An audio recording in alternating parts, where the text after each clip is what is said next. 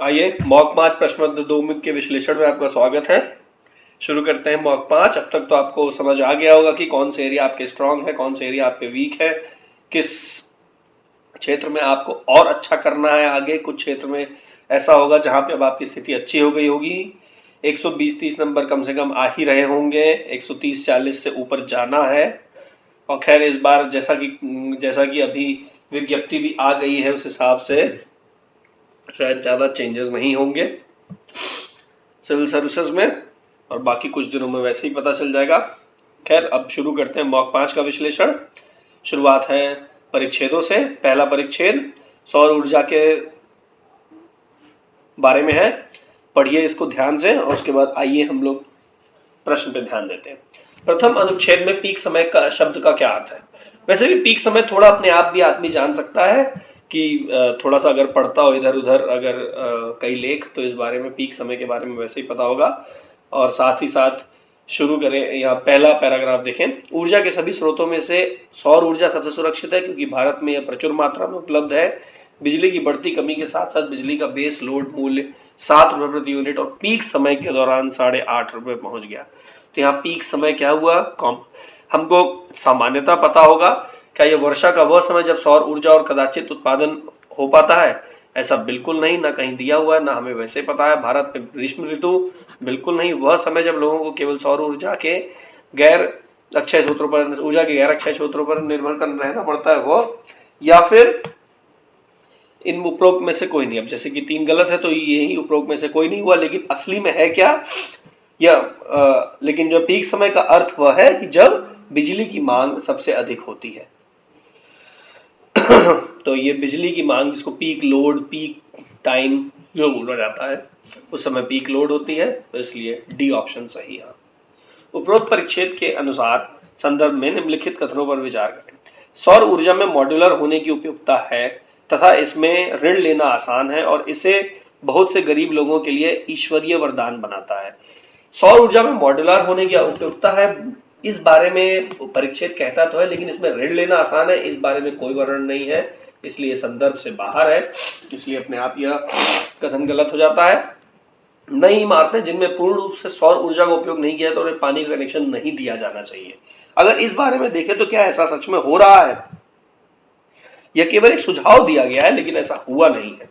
वर्तमान में सौर बिजली बहुत से लोगों के पास उपलब्ध नहीं है। अगर हम देखें तीसरे अनुच्छेद में लगभग 400 मिलियन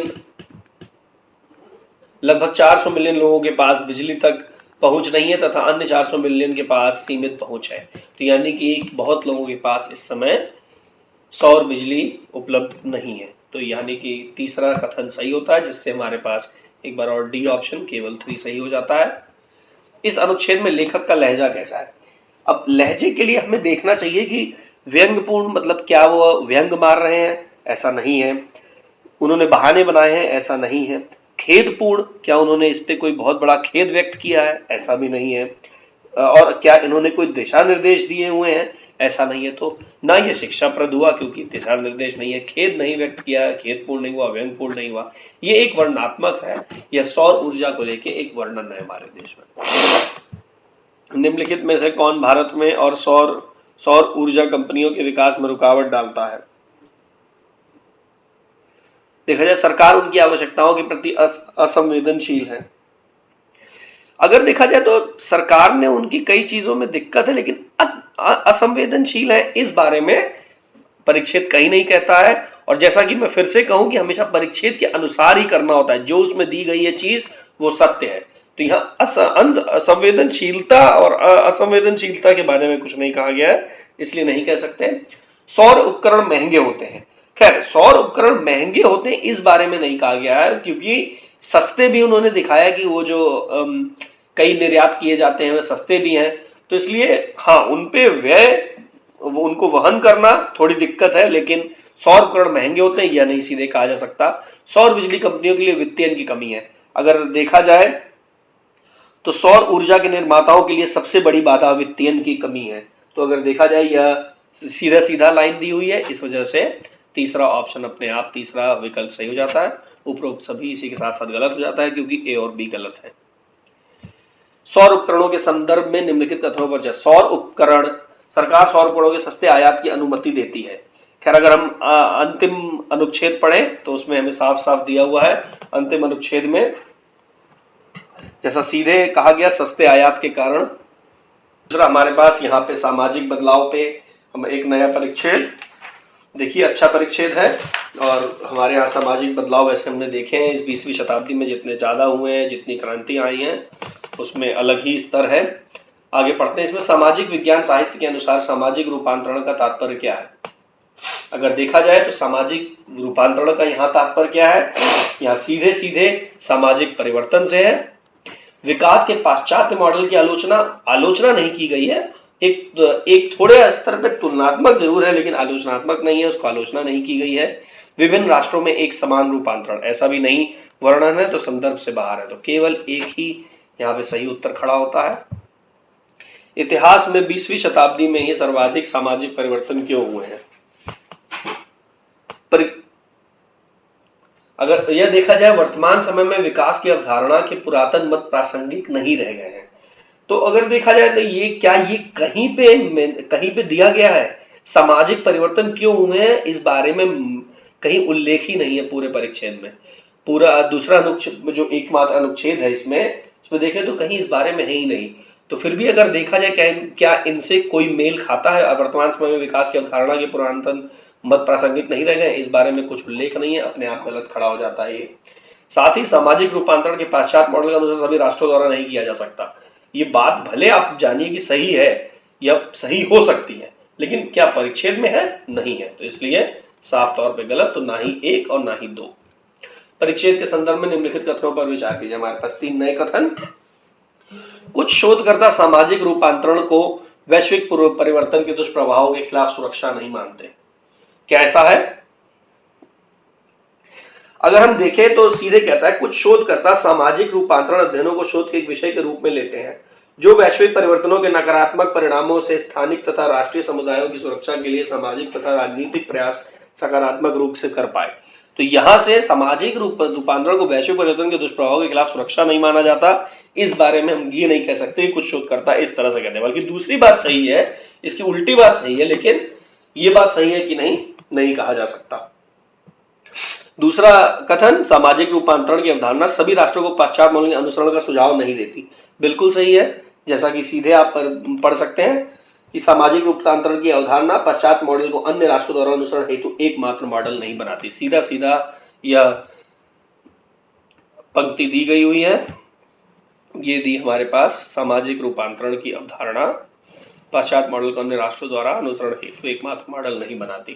तो इस तरह से दूसरा कथन हमारा सही खड़ा होता है। पुराने औद्योगिक देश संकट का सामना कर रहे हैं। यहाँ पे जो संकट कहना चाह रहा है, क्या जो हमारे परिच्छेद में संकट दिया है क्या वह समान है, बल्कि उसमें कहा गया है स्वीकार किया जाता है कि परिवर्तन की वर्तमान शक्तियां पुराने औद्योगिक राष्ट्रों के लिए भी संकट उत्पन्न कर रही हैं। उनके लिए संकट उत्पन्न कर रही है एक अलग बात होती है, पुराने औद्योगिक संकट देश संकट का सामना कर रहे हैं, यह बिल्कुल अलग बात है। तो इसलिए इसको भी हटा के हम केवल 2 पे सहमत होते हैं।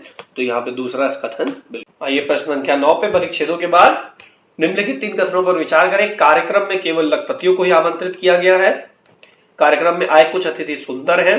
कार्यक्रम में आए सभी सुंदर अतिथियों को मीडिया ने कवर किया। देखिए पहला कथन कहता है कार्यक्रम में केवल लखपतियों को ही आमंत्रित किया गया। अब इससे आइए ऑप्शन पे आते हैं। कार्यक्रम में आए सभी अतिथियों को मीडिया ने कवर किया, क्या ऐसा है? कार्यक्रम में आए सभी सुंदर अतिथियों को मीडिया ने कवर किया, सीधे दिया हुआ है, तो इसलिए ये अपने आप गलत हो जाता है। सभी लखपतियों को मीडिया ने कवर किया है, सभी लखपतियों को किया है।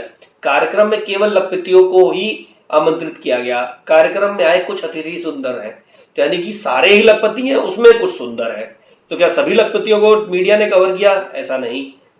कार्यक्रम में आए सभी अतिथि लखपति हैं, कार्यक्रम में केवल लखपतियों को ही आमंत्रित किया गया, बिल्कुल सही। तो सी स्टेटमेंट बिल्कुल सही आता है, उपरोक्त में से कोई नहीं। यहाँ पे थोड़ा नए तरह का प्रश्न है, बहुत अच्छे से ध्यान दीजिएगा। निम्नलिखित में से प्रत्येक प्रश्न में 4 कथन दिए गए। इन 4 कथनों में से 2 एक समय पर सही नहीं हो सकते, किंतु एक ही समय पर दोनों गलत हो सकते हैं। कथनों पर ध्यानपूर्वक अध्ययन करें तथा उन 2 की पहचान करें जो प्रमुख शर्त को पूर्ण करते हैं। ध्यान रखिए शर्त क्या है हमारे पास। शर्त पहली है दो एक समय पर सही नहीं हो सकते, किंतु एक ही समय पर दोनों गलत हो सकते हैं। अब अगर देखा जाए, इसमें जनरली देखा करिए कि कौन सा स्टेटमेंट बिल्कुल उल्टा है। सभी पत्तियां हरी हैं और पत्तियां हरी नहीं है, तो ये दोनों क्या एक साथ सही हो सकते हैं? बिल्कुल नहीं। तो पहली जो हमारी शर्त है वो बिल्कुल सही है, यहां दोनों एक साथ सही नहीं हो सकते, तो पहली शर्त हमारी पूर्ण होती है। दूसरी शर्त हमारी कहती है कि एक ही समय पर दोनों गलत हो सकते हैं। अब एक ही समय पर दोनों, ध्यान दीजिएगा, एक समय पर सही नहीं हो सकते एक बात होती है, किंतु एक ही समय पर दोनों गलत हो सकते हैं। अब यहां पे हमें देखना है कि एक ही समय पर क्या ये गलत हो सकते हैं। तो इसकी उल्टी बात क्या कही? सभी पत्तियां हरी हैं, यानी कि कोई पत्ती हरी नहीं है, पत्तियां हरी नहीं है। इसकी उल्टी बात क्या कहें कि कुछ पत्तियां हरी हैं। तो यहां पे हम ये कह सकते हैं क्या दोनों एक साथ गलत हो सकते हैं? जी हाँ, भी दोनों एक साथ गलत ही हैं, क्योंकि ये दोनों एकदम उल्टी बात कहते हैं, इसलिए दूसरी कंडीशन भी पूरी होती है। इस कारण से यहाँ पे पहला और तीसरा कथन मिला के होता है। एक और दो का भी उदाहरण लेते हैं। एक और दो कहता है सभी पत्तियां हरी हैं, सभी पत्तियां हरी है, ठीक है, एक बात हुई। कुछ पत्तियां हरी नहीं है। अब कहता है यहां जब सभी पत्तियां हरी हैं, फिर कहता है कुछ पत्तियां हरी नहीं है, तो फिर से पहले कथन पे आते हैं, दोनों एक समय पर सही नहीं हो सकते। तो यहां पे बिल्कुल सही बात है, दोनों एक समय पर सही नहीं हो सकते। लेकिन अब इनकी उल्टी बात पे जाते हैं कि क्या दोनों एक समय पर दोनों गलत हो सकते हैं? सभी पत्तियां हरी हैं, कुछ पत्तियां हरी नहीं है। बिल्कुल। अब यहां पे अगर हम इस पे जाए तो यहां पे आता है सभी पत्तियां हरी हैं, यानी कि कुछ पत्तियां हरी नहीं है। यहां कुछ पत्तियां हरी ही नहीं है, इसका उल्टा कहें तो फिर होगा कि कुछ पत्तियां हरी हैं। तो यानी कि ये दोनों यहां पे दोनों उलट गलत नहीं हो सकते, तो अपने आप एक और दो खत्म हो जाता है। इसी तरीके से 2 3 और 2 4 भी, तो 1 और 3 सही उत्तर हो जाते हैं। सभी विमानों में पंख है, कुछ विमानों में पंख है। किसी भी विमान में पंख नहीं है, कुछ विमानों में पंख नहीं है। तो अगर यहां पे देखें, पिछले वाले प्रश्न जैसा ही बिल्कुल प्रश्न है, ज्यादा फर्क नहीं आता इसमें। अब हमारे पास दोनों शर्त एक समय पर सही नहीं हो सकते, दोनों कथन एक समय पर गलत हो सकते हैं। तो अगर यहां पे देखा जाए तो यहां पे वैसे सही उत्तर आता है 1 और 3। तो यहां पे 1 और 3 की हम विवेचना करते हैं, सभी विमानों में पंख है, किसी भी विमान में पंख नहीं है। तो पहली शर्त कहती है एक समय पर सही नहीं हो सकते। क्या एक समय पर सही नहीं हो सकते? बिल्कुल सही बात है, पहली शर्त हमारी यहाँ पे सही है। दूसरी शर्त कहती है दोनों कथन एक समय पर गलत हो सकते हैं। क्या सभी विमानों में, उल्टी बात अगर देखें, सभी विमानों में पंख है, यानी कि किसी विमान में पंख नहीं है। उल्टी बात यहां ठीक उल्टी बात है, किसी भी विमान में पंख है, यानी कि सब यहां की उल्टा जाएगा, सभी विमान में पंख है। तो अगर सभी विमान में पंख है और यहां पे किसी भी विमान में पंख नहीं है, तो उल्टी बात फिर आ गई। और यहां पे क्या दोनों कथन एक समय गलत हो सकते हैं? बिल्कुल यहां पे गलत है। तो यहां पे 1 और 3 आया। 1 और 2 के बारे में एक बार यहां देखते हैं। सभी विमानों में पंख है, कुछ विमानों में पंख है। पिछले प्रश्न की तरह से एकदम साफ सीधे आ जाता है।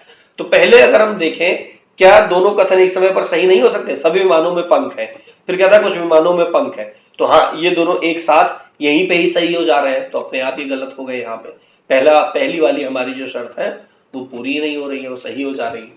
तो इसलिए हमारे पास बचता है ऑप्शन विकल्प सी।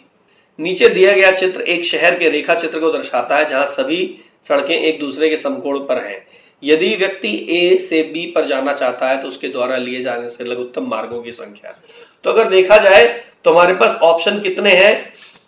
एक डायरेक्शन में जाने के लिए 3 और दूसरे डायरेक्शन में जाने के लिए भी 3।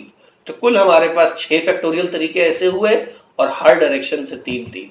तो ये जो हमें कॉमन हटाना पड़ेगा, ये 6C3 जिसे कॉमनली कहेंगे, और हमारे पास आता है उत्तर 20। तो हमारे पास 20 सही आंसर है। निम्नलिखित संख्याओं पर विचार करें। वैसे इस प्रश्न में थोड़ी गलती दिखती है, कई लोगों को इसमें डाउट आया है, पर फिर भी यहाँ पे एक तरीका और लगाया जा सकता है। 77 किससे भाग किया जा सकता है? इसमें 6 7 8 9, वैसे ही सिर्फ 7 बचता है, इसलिए यहाँ पे आ सकता है 7। और इसके बाद अगर देखें तो इसके बाद जैसे 12 गुणे 11 132, और 12 गुणे 11 132, तो यानी कि यहाँ पे ऐसा करें जो कि हमें 11 दे दे, तो 77/7 हमें देगा 11, और जो कि गुणा करेंगे तो देगा 132। वैसे ही यहाँ पे हमें 54/6 देगा 9, और 9 गुणे 9 करते हैं तो आता है 81, और 9 गुणे 6 करते हैं तो आता है 54। तो इसी तरीके से यहाँ पे हमारे पास 7 आ जाएगा, जिससे 77/7 हमें देगा 11, और 12 गुणे 11 हमको दे देगा 1। निम्नलिखित 3 आंकड़े दिए गए हैं। निम्नलिखित पाई चार्ट बाउंड्री, छक्के और चौकों की संख्या का विश्लेषित विवरण दर्शाता है जो राष्ट्रीय प्रीमियर लीग में सबसे अधिक रन बनाने वाले 6 खिलाड़ियों द्वारा मारे गए हैं। यहाँ वीरेन, गेल, यूसुफ, एडम, रोहित, सुरेश, ये हमें दिया गया है। वैसे गेल हर जगह मारते हैं, यहाँ पे भी इन्होंने विवरण में भी मारा है। इसमें छक्कों का विवरण यहाँ, फिर यहाँ चौकों का विवरण। यदि 6 बल्लेबाजों द्वारा मारे गए कुल चौकों की संख्या उनके मारे गए संख्या की तिगुनी है, तो किस खिलाड़ी ने बाउंड्री मारकर सबसे अधिक रन बनाए हैं? तो ज्यादा मुश्किल सा प्रश्न नहीं हुआ। अगर देखा जाए तो छक्के अगर यहाँ पे x आ रहे हैं तो हमारे पास चौके 3x आ रहे हैं। तो इसी तरीके से चौके और छक्कों से कुल संख्या कितनी होगी, सब आपको एक एक करके ऐड करना पड़ेगा। तो इस तरह से सुरेश का आएगा 3.3x, इसी तरीके से वीरेन 3.18x, 3.48 गेल, रोहित 2.94। इन चारों में से देखें तो गेल का सबसे ज्यादा आता है, तो हमारे पास आंसर हो जाएगा, उत्तर हो जाएगा गेल। यहाँ पे बहुत मुश्किल नहीं है, सीधे से आप चौकों का उतना हिस्सा गेल को दे दीजिए, उतना हिस्सा सुरेश में, उतना हिस्सा रोहित, उतना एडम, उतना यूसुफ, उतना वीरेन में। उसी तरीके से छक्कों के विवरण में से भी उतना जितना उनका हिस्सा है 26%, वो दे दीजिए आप उस खिलाड़ी को। अपने आप आपके सामने होगा आंसर, उत्तर। यदि छक्कों की सहायता से यूसुफ द्वारा बनाए गए रन वीरेन द्वारा चौकों की सहायता से बनाए गए रनों के बराबर हैं, तो 6 बल्लेबाज द्वारा मारे गए कुल छक्कों और चौकों का अनुपात क्या होगा? अब यहां कहता है कि देखिए, छक्कों की सहायता से यूसुफ द्वारा बनाए गए रन, तो यानी कि छक्कों का 14% छक्कों का रन और 20% चौकों का रन, यह बराबर है। तो मान लें अगर छक्के से x रन बने और चौकों से y रन बने, तो 14/100x बराबर 20/100y। तो यानी कि x और y का यहां पे अनुपात आ जाएगा 10/7 इसके हिसाब से। तो अगर इसको देखा जाए, एक चीज और कि अगर ये 14% ऑफ x है, लेकिन इसको गुणा करना पड़ेगा 4 से, माफ कीजिएगा 6 से, और इसको गुणा करना पड़ेगा 4 से। तो बाद में हम या तो बाद में भी कर सकते हैं इसको, या पहले कर सकते हैं। तो एक्स वाई इतने होंगे, लेकिन इसको हमें गुणा करना पड़ेगा 4/6 से, जिससे हमारे पास आता है 40/42। तो तक कुल उत्तर आ जाता है हमारे पास 20/21। 20/21 हमारे पास होगा, जो कि छक्कों और चौकों का अनुपात होगा। ध्यान रखिएगा 6 रन से इसलिए बनाया गया है क्योंकि 14% छक्कों का है, तो यानी कि छक्के, और यहाँ 20% चौकों से रन बनाए गए थे। तो चौकों से रन बनाए गए थे 4 इंटू जितने नंबर, और यहाँ 6 इंटू जितना नंबर। यदि रोहित ने बाउंड्री मारकर कुल 294 रन बनाए हैं, तो बाउंड्री मारकर एडम द्वारा कुल कितने रन बनाए गए हैं? तो देखिए, रोहित ने अगर देखा जाए तो यहाँ पे पहले वाले जैसे प्रश्न में लिया था, x और y मान लें। इस तरह से अगर हम देखा जाए तो रोहित ने कितने बनाए हैं, तो रोहित ने 17% उनके छक्के हैं और 16% उनके चौके हैं। तो इस तरह से कुल हुआ 294 रन। तो ये यहां से इससे हमारे पास इक्वेशन बनता है जिसका मान होता है ये। अब यहाँ पे अब जैसा कि हमको पता है x और y यहाँ पे पूर्णांक ही होंगे, तो अगर इसको डाला जाए तो x का मान आता है 1, y का मान आता है 3। तो इस तरह से इसी तरीके से हम निकाल सकते हैं एडम द्वारा रन। तो एडम द्वारा रन भी आते हैं 294, जिससे 16 का A सही हो जाता है। मुश्किल नहीं है, बस थोड़ा सा कैलकुलेटिव हो जाएगा, थोड़ा सा आपको ज्यादा यहाँ जोड़ तोड़ करना पड़ेगा। तो अगले परिच्छेद पे या कृषि पे आधारित है। आजकल जो कृषि में बदलाव आए हैं तकनीकों के कारण। आइए देखते हैं प्रश्न। परिच्छेद में आने वाले समय में विकास के सबसे बड़ी बाधा का उल्लेख किया गया है। अगर देखा जाए तो सबसे बड़ी बाधा जो है साफ तौर पे पहले ही परिच्छेद में हमको लगभग चौथे पांचवें पंक्ति में मिल जाएगी।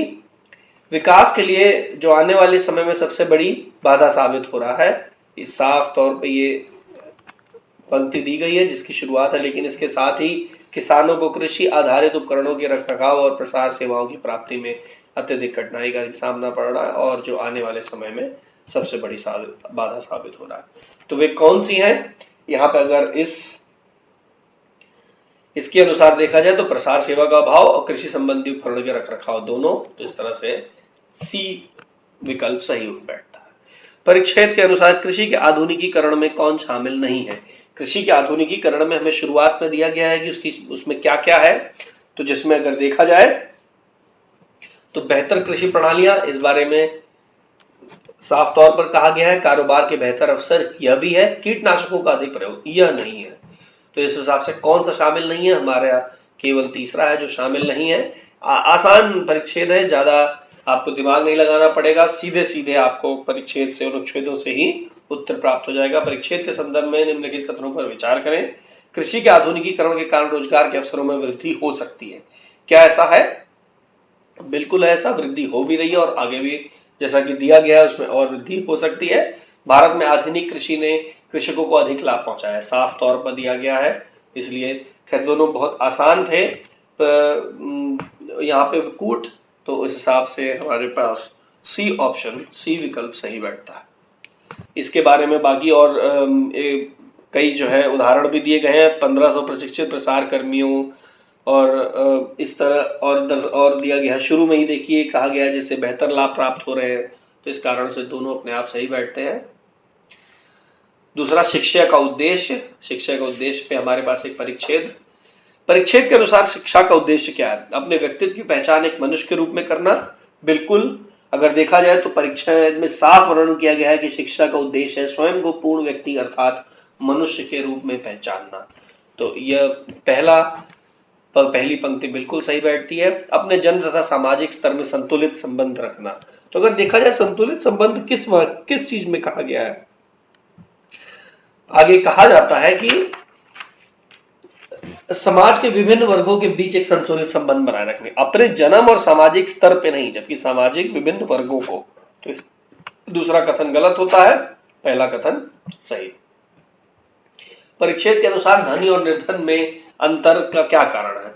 अगर देखा जाए तो क्या कारण है? दिया गया है यहाँ पे कि धनी परिवार घमंड के साथ जीता है, जबकि निर्धन परिवार हीन भावना के साथ जीवन। इन दोनों के मध्य एक बड़ा अंतर पैदा होता है। समाज के विभिन्न वर्गों, मनुष्यता की साधारणभूत, फिर इसके पहले सामाजिक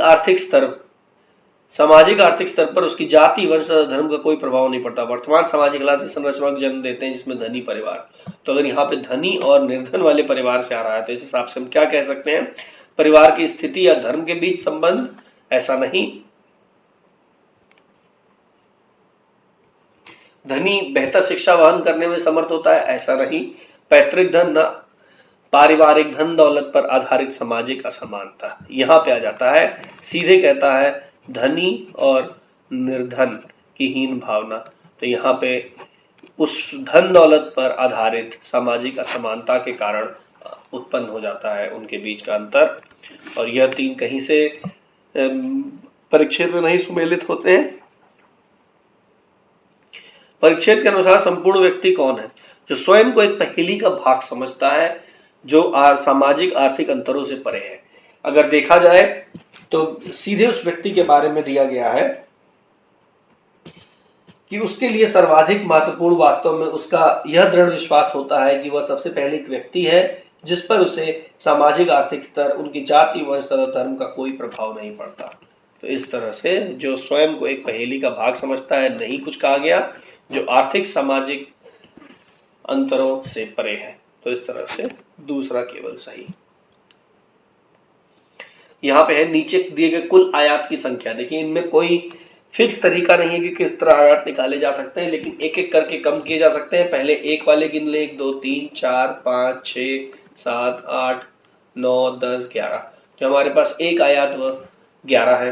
अब दो मिला के कहेंगे, अब दो मिला के अगर ये जोड़ दिया जाए तो एक हमारे पास यहाँ हो जाता है, इस तरह से दूसरा हमारे पास यहाँ हो जाता है, एक हमारे पास यहाँ हो जाता है, एक हमारे पास यहाँ हो जाता है, मतलब 4 और 5 को मिला के, फिर 5 और 6 को मिला के, फिर 6 और 7 को मिला के, इसी तरह से 7 और 8 को मिला के, 8 और 11 को मिला के, 10 और 11 को मिला के, इस तरह से हमारे पास 2 वाले हमारे पास 10 आ जाते हैं। इसी तरह 3 वाले हमारे पास 7, 4 वाले 2 और 5 वाले 3, तो कुल होते हैं 35, जिससे उत्तर हो जाता है 30 से अधिक। निम्नलिखित आलेख 2013 के विभिन्न महीनों के लिए 3 सामग्रियों ए, बी और सी की विक्रय मात्रा दर्शाता है। तो यहाँ हमारे पास 3 विक्रय मात्रा है 3 सामग्रियों की जनवरी से ले दिसंबर तक। उपरोक्त आलेख के संदर्भ में निम्नलिखित कथनों पर विचार कीजिए। मार्च से लेकर मई तक की अवधि में ए की तुलना में सी की कुल बिक्री अधिक थी। तो अगर देखा जाए सी आता है आपका यह लाइन, यह, और हमारे पास ए आता है ये। तो फिर से आप ध्यान दीजिए, मार्च से लेके मई तक, तो मार्च से लेके अगर मार्च से शुरू करते हैं तो मार्च यहां आता है और आता है मई आपका यहां आता है। तो इस बीच में देखा जाए तो सी काफी ऊपर है ए से, तो यानी कि उसकी बिक्री ज्यादा हुई है और यह बात पूर्णतः सत्य है। अंतिम 3 महीनों में संयुक्त रूप से सी की कुल बिक्री तीनों सामग्रियों में से सबसे कम थी। अब अंतिम 3 महीनों में देखा जाए तो यहाँ पे सी की सबसे कम है, बल्कि कहा जाए तो यह बात गलत है क्योंकि सी सबसे ऊपर है, तो अंतिम 3 महीनों में यहाँ काफी ऊपर है सी की। तो यह पंक्ति या कथन गलत हो जाती है। मई से जुलाई तक हर माह बी की बिक्री में लगातार वृद्धि देखी गई। तो मई से लेके जुलाई तक, तो बी मई से लेके जून में कुछ उठाव है और जून से लेके जुलाई में भी उठाव है, तो इसलिए यहाँ पे उनकी वृद्धि जून मई से लेकर जुलाई तक देखी गई। इस तरह से केवल 1 और 3। पानी और दूध के 7 लीटर विलयन में दूध और पानी का अनुपात 4/1 है, यानी कि दूध हो गया 48 लीटर और पानी हो गया 12 लीटर। उसमें कितना और पानी मिलाने की आवश्यकता है ताकि परिणामी विलयन में दूध की तुलना में पानी की मात्रा 20% अधिक हो, यानी कि दूध की तुलना में पानी की मात्रा 20% अधिक हो, यानी कि दूध अगर x हो तो पानी 1.2x हो जाए। तो यानी कि कितना पानी मिलाना पड़ेगा, अगर दूध 48 लीटर पहले से है तो उसके 20% ज्यादा करने के लिए 57.6 लीटर पानी होना चाहिए कुल, जिसमें से 12 लीटर पानी पहले से है, तो यानी कि 45.6 लीटर पानी और जोड़ना पड़ेगा, जिससे हमारे पास 20% ज्यादा हो जाएगा। एक और क्रिकेट पे सवाल। 11 खिलाड़ियों की क्रिकेट टीम में खिलाड़ियों की औसत आयु x वर्ष है, यानी कि कुल आयु हो गई यहाँ 11x। टीम के कप्तान की उम्र 30 वर्ष है और विकेट कीपर की उम्र कप्तान से 4 वर्ष कम है, तो टीम के कप्तान 30 और विकेट कीपर 26। यदि कप्तान और विकेट कीपर को ना जोड़े तो टीम की औसत आयु x-1 हो जाती है, तो यानी कि बाकी लोगों की आयु हो जाती है 9 गुणे x-1। तो x का मान क्या है, तो 9 गुणे x-1 धन 30 धन 26 बराबर 11x हो जाता है। तो इस तरह से आप x का मान निकालेंगे तो x का मान आ जाएगा आपका 23.5। तो यहाँ पे उपरोक्त में से कोई नहीं बैठेगा। अगला परिच्छेद अच्छा परिच्छेद है, काफी ध्यान से पढ़िएगा, उच्च स्तरीय है। यहाँ फुकौ के बारे में बताया गया है, जिन्होंने फिलोसफी, पॉलिटिकल साइंस, सोशियोलॉजी वगैरह में काफी बढ़िया कई सारी थियरीज दी हैं। तो यहाँ पे जो है आइए देखते हैं आगे। फुकौ की कृति मैडनेस एवं सिविलाइजेशन के अनुसार उन्मत्तता के बारे में क्या निष्कर्ष निकाला जा सकता है। यहाँ पे अगर हम देखें, यहाँ परिच्छेद के अनुसार पहला कहता है कि उन्मत्तता को मृत्यु के समान देखा जाता है, जिसमें 15वीं शताब्दी में लोगों के मन में डर बिठा दिया था। खैर इस बारे में कुछ भी नहीं कहा गया है, तो इसलिए इसको तो सीधे तौर पर हटाया जा सकता है। इसके बाद देखते हैं हम सी विकल्प। हमें उन्मत्तता को समझने हेतु नरवल एवं अटार्ड की कृतियों को पढ़ना पड़ेगा। क्या उन्मत्तता के बारे में कहा ना, उन्होंने अविवेकता के बारे में कहा है। तो यहाँ पे अपने आप ये तीसरा गलत हो जाता है। सांस्कृतिक बौद्धिक संरचनाओं का पालन करने से उन्मत्तता पैदा होती है, बल्कि अगर कहा जाए तो अगर देखा जाए तो दूसरे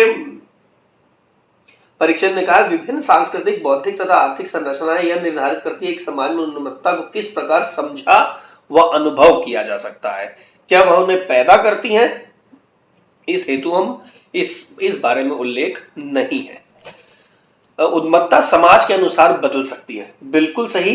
अगर देखें तो दूसरे अनुच्छेद में साफ तौर पे है कि उन्मत्तता स्वाभाविक नहीं है और ना ही अपरिवर्तनीय है। सीधे कहता है, फुको ने इस बात पे जोर दिया है, यानी कि यह समाज पर निर्भर करती है जिसमें उसका अस्तित्व होता है। तो उन्मत्तता समाज के अनुसार बदल सकती है। परिच्छेद की विषय वस्तु, परिच्छेद किस विषय के बारे में कह रहा है? बौद्धिक तथा उन्मत्तता के बारे में फुको के केंद्रीय तर्क। तो बौद्धिक के बारे में, क्या बौद्धिक के बारे में इन्होंने कुछ बोला है? बौद्धिक या बौद्धिकता के बारे में नहीं बोला है, तो इसलिए यह अपने आप विषय वस्तु नहीं होगा। फुको की आलोचना की मनोवैज्ञानिक उन्मत्त व्यक्ति की अभिव्यक्ति को समझने में विफल रहे हैं। अगर देखो तो कहता क्या है कि फुको ने अभिव्यक्ता पर दिए तर्क का उल्लेख किया ही नहीं है इसमें। तो फुको की आलोचना की मनोवैज्ञानिक उन्मत्त व्यक्ति की अभिव्यक्ति को समझने में विफल रहे हैं, अगर इस बारे में देखा जाए तो हमें उस लाइन पे जाना पड़ेगा। लाइन कहती है उस पंक्ति में, उनका केंद्रीय तर्क यद्यपि इस पर आधारित है कि आधुनिक चिकित्सा तथा मनोविज्ञान उन्मत्त तथा अभिव्यक्ता की अभिव्यक्ति को समझने में विफल रहे हैं। और यहाँ पे है फुको की आलोचना की मनोवैज्ञानिक उन्मत्त व्यक्ति की अभिव्यक्ति को मनोवैज्ञानिक उन्मत्त व्यक्ति की अभिव्यक्ता व्यक्ति को समझने में विफल रहे हैं। क्या वह आलोचना है? नहीं, बल्कि इस बारे में हम इस संदर्भ में नहीं कह सकते कि यह विषय वस्तु है पूरी। फुके का साक्ष्य की 18वीं शताब्दी के पश्चात अभिव्यक्ता का अस्तित्व समाप्त हो गया था।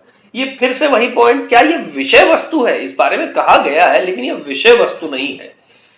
फुके मैडनेस इन सिविलाइजेशन में उन्मत्तता अभिव्यक्ता के बारे में फुके का केंद्रीय तर्क, ये बिल्कुल सही है, सीधा सा। बल्कि अगर देखा जाए तो पहले 3 विकल्प इसमें थोड़े मुश्किल है निकालना, लेकिन डी विकल्प देखते ही आपको समझ आ जाएगा कि यह सीधा सीधा आंसर है, सीधा सीधा उत्तर है।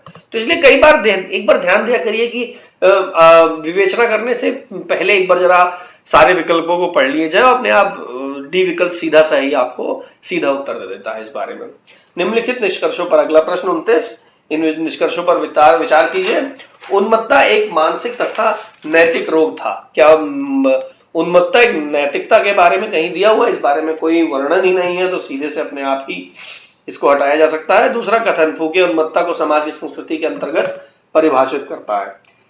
तो दूसरा कथन अगर देखा जाए तो सीधे कहता है कि विभिन्न सांस्कृतिक संरचनाएं निर्धारित करती है कि समाज में उन्मत्तता को किस प्रकार समझा जाता है। तो उन्मत्तता को समाज संस्कृति के अंतर्गत परिभाषित किया जाता है, यह सही है। इस कारण केवल 2। परिच्छेद के संदर्भ में अविवेक के बारे में निम्नलिखित में से कौन सा कथन सही है? 18वीं शताब्दी के बाद अविवेक के पहचान के खोने से फुके अप्रसन्न है।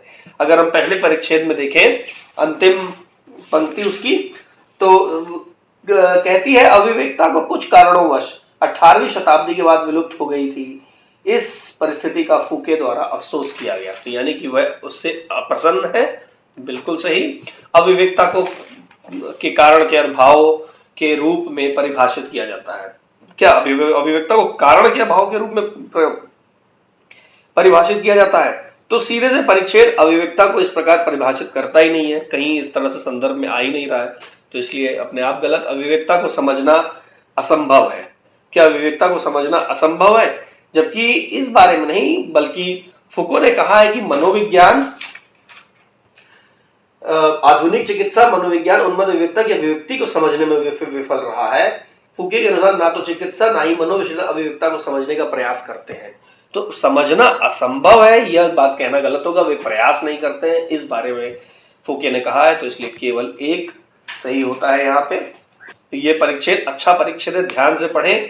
प्रश्न उतने मुश्किल नहीं है, लेकिन एक बार ध्यान देके इसको किया जा सकता है। और ऐसे प्रश्न में अगर आपको 1-2 उत्तर नहीं आ रहे हो तो उनको छोड़ा भी जा सकता है। जरूरी नहीं है कि आप उसमें जबरदस्ती का अपना दिमाग लगाएं और देखें कि सारे ही प्रश्न करने हैं। एक आध प्रश्न ना करने का ऑप्शन रहता है। इस तरह के कई जो थोड़े ऐसे टॉपिक पे आ जाता है जिन जो है टॉपिक्स पे आदमी नहीं पढ़ा हो पहले, तो उस पर थोड़ी मुश्किल होती है। आइए परिच्छेदों से हट के जरा अब अगले 10 प्रश्नों पे ध्यान देते हैं। काफी परिच्छेद अभी तक देख लिए हमने। विनय और पाठक 10 किलो सब्जी को 30 मिनट में काटते हैं। पाठक और मिश्रा 10 किलो सब्जी को 1 घंटे में काट सकते हैं। मिश्रा और विनय 10 किलोग्राम सब्जी को 45 मिनट में काट सकते हैं। मिश्रा को अकेले 15 किलोग्राम सब्जी काटने में कितना समय लगेगा? देखिए बहुत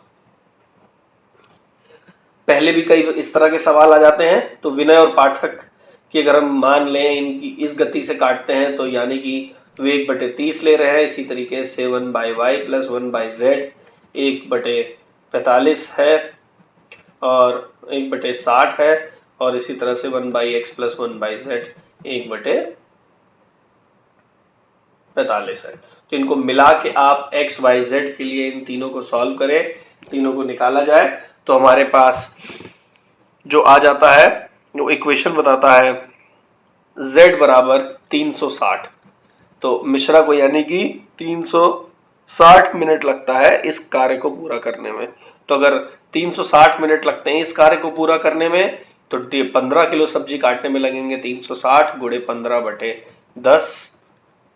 10 किलो सब्जी काटने में लगे हैं उनको 360 मिनट, तो 15 किलो में 540 मिनट लगेंगे। इस तरह से विकल्प सही। तो बहुत मुश्किल सवाल नहीं है, थोड़ा सा कैलकुलेटिव रहेगा आपके लिए। 2 बसें B1 B2 नोएडा से आगरा जाने तथा आगरा से नोएडा जाने के लिए एक ही समय पर प्रस्थान करती हैं। एक दूसरे को अलीगढ़ टोल पर पार करती हैं। पार करने के बाद उन्हें अपने गंतव्य पर पहुंचने में क्रमशः 1.5 घंटा और 2/3 घंटे लगते हैं। यदि B1 की गति 80 किलोमीटर प्रति घंटा है तो B2 की गति ज्ञात करें। तो अब देखिए यानी कि कहता है कि वह अलीगढ़ टोल पे मिलते हैं। इस बारे में हमें ये नहीं पता कि वो कहाँ पे दोनों बीच में है। तो शुरू में अगर देखा जाए तो जो शुरू का जो दूरी है अगर उसको मान ले x है, वो पहले वाली की गति और उसके टाइम से उसकी गति अगर s1 है और टाइम t लगा तो इसी तरीके से कह सकते हैं उतने को ही s2 गति पे 2/3 घंटे में पूरा कर लिया गया। इसी तरीके से जो पूरा अगर ये दूरी का एक चार्ट बना दें, x दूरी है नोएडा से लेके अलीगढ़ टोल की और ये रहा आगरा, और ये y दूरी है आगरा से लेकर अलीगढ़ टोल की। इसी तरीके से S2 गुणे t यहाँ पे लगा उतना ही समय लगा, और लेकिन यहाँ पे S1 गुणे 1.5 घंटा यानी कि 3/2 घंटे लगे। तो इस तरीके से अगर इन दोनों को हम अगर सॉल्व करते हैं तो हमारे पास आ जाता है, अब इन दोनों को अगर सॉल्व किया जाए तो हमारे पास आता है S2 बराबर 3/4 S1। तो यानी कि ये उन दोनों के गतियों का अनुपात है। तो अगर यह गति का अनुपात है और हमें दिया है कि B1 की गति 80 किलोमीटर प्रति घंटा है तो यानी B2 की गति S2 बराबर 3/4 गुणे 80 यानी कि 60 किलोमीटर प्रति घंटा हो जाएगी। तो ये हमारे पास सही उत्तर आता है। बहुत मुश्किल नहीं है, बस ध्यान दीजिए कि उन्होंने ये दिया है कि पहले की जो दूरी है उसको दूसरे की स्पीड पे बता दिया क्या है, और जो दूसरे की दूरी है उसको पहले की स्पीड पे बता दिया कि कितने समय लगता है। इसलिए बहुत मुश्किल प्रश्न नहीं आता है। देखिए आपके पास ये सॉल्यूशन वही सॉल्यूशन है, कोई ज्यादा फर्क नहीं। निम्नलिखित में से कौन त्रिघातीय बहुपद का आलेख करता है? अब देखिए त्रिघातीय आलेख में 2 विभक्ति बिंदु होते हैं, यानी कि वो बिंदु जहां आलेख अपनी प्रकृति बदलता है। तो यहाँ पे हमारे पास क्या 2 वाले हैं? हमारे पास 2 वाला सिर्फ एक है यानी कि A। यहाँ पे हमारे पास 3 है इन्फ्लेक्शन पॉइंट, यहाँ पे 3 है पॉइंट जहां पे हमें बदलता है, यहाँ 1 है, यहाँ पे भी हमारे पास 1 2 3। 2 अंकी एक संख्या अपने अंकों के योग से 4 गुना कम है। तो यहाँ 2 अंकी एक संख्या है और जो अंकों के योग से 4 गुना से 3 कम है।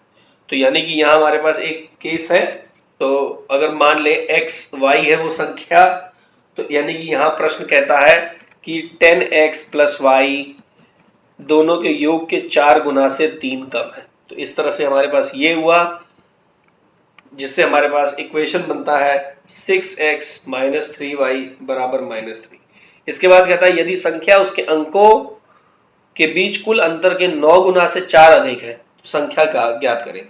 तो फिर कहता है कि यानी कि 10x प्लस y, अब उन दोनों के बीच जो डिफरेंस है उससे 4 गुना है। अब ये डिफरेंस y माइनस एक्स भी हो सकता है और x माइनस वाई भी हो सकता है। तो इन दोनों को अगर हम सॉल्व करें तो हमारे पास आ जाता है x बराबर 4 और y बराबर 9। तो यानी कि हमारे पास सही उत्तर आता है 49। समांतर श्रेणी जिसमें 57 पद हैं उसके 28वें 29वें और 30वें पद का योग 111 है। श्रेणी का समांतर मध्य ज्ञात करें।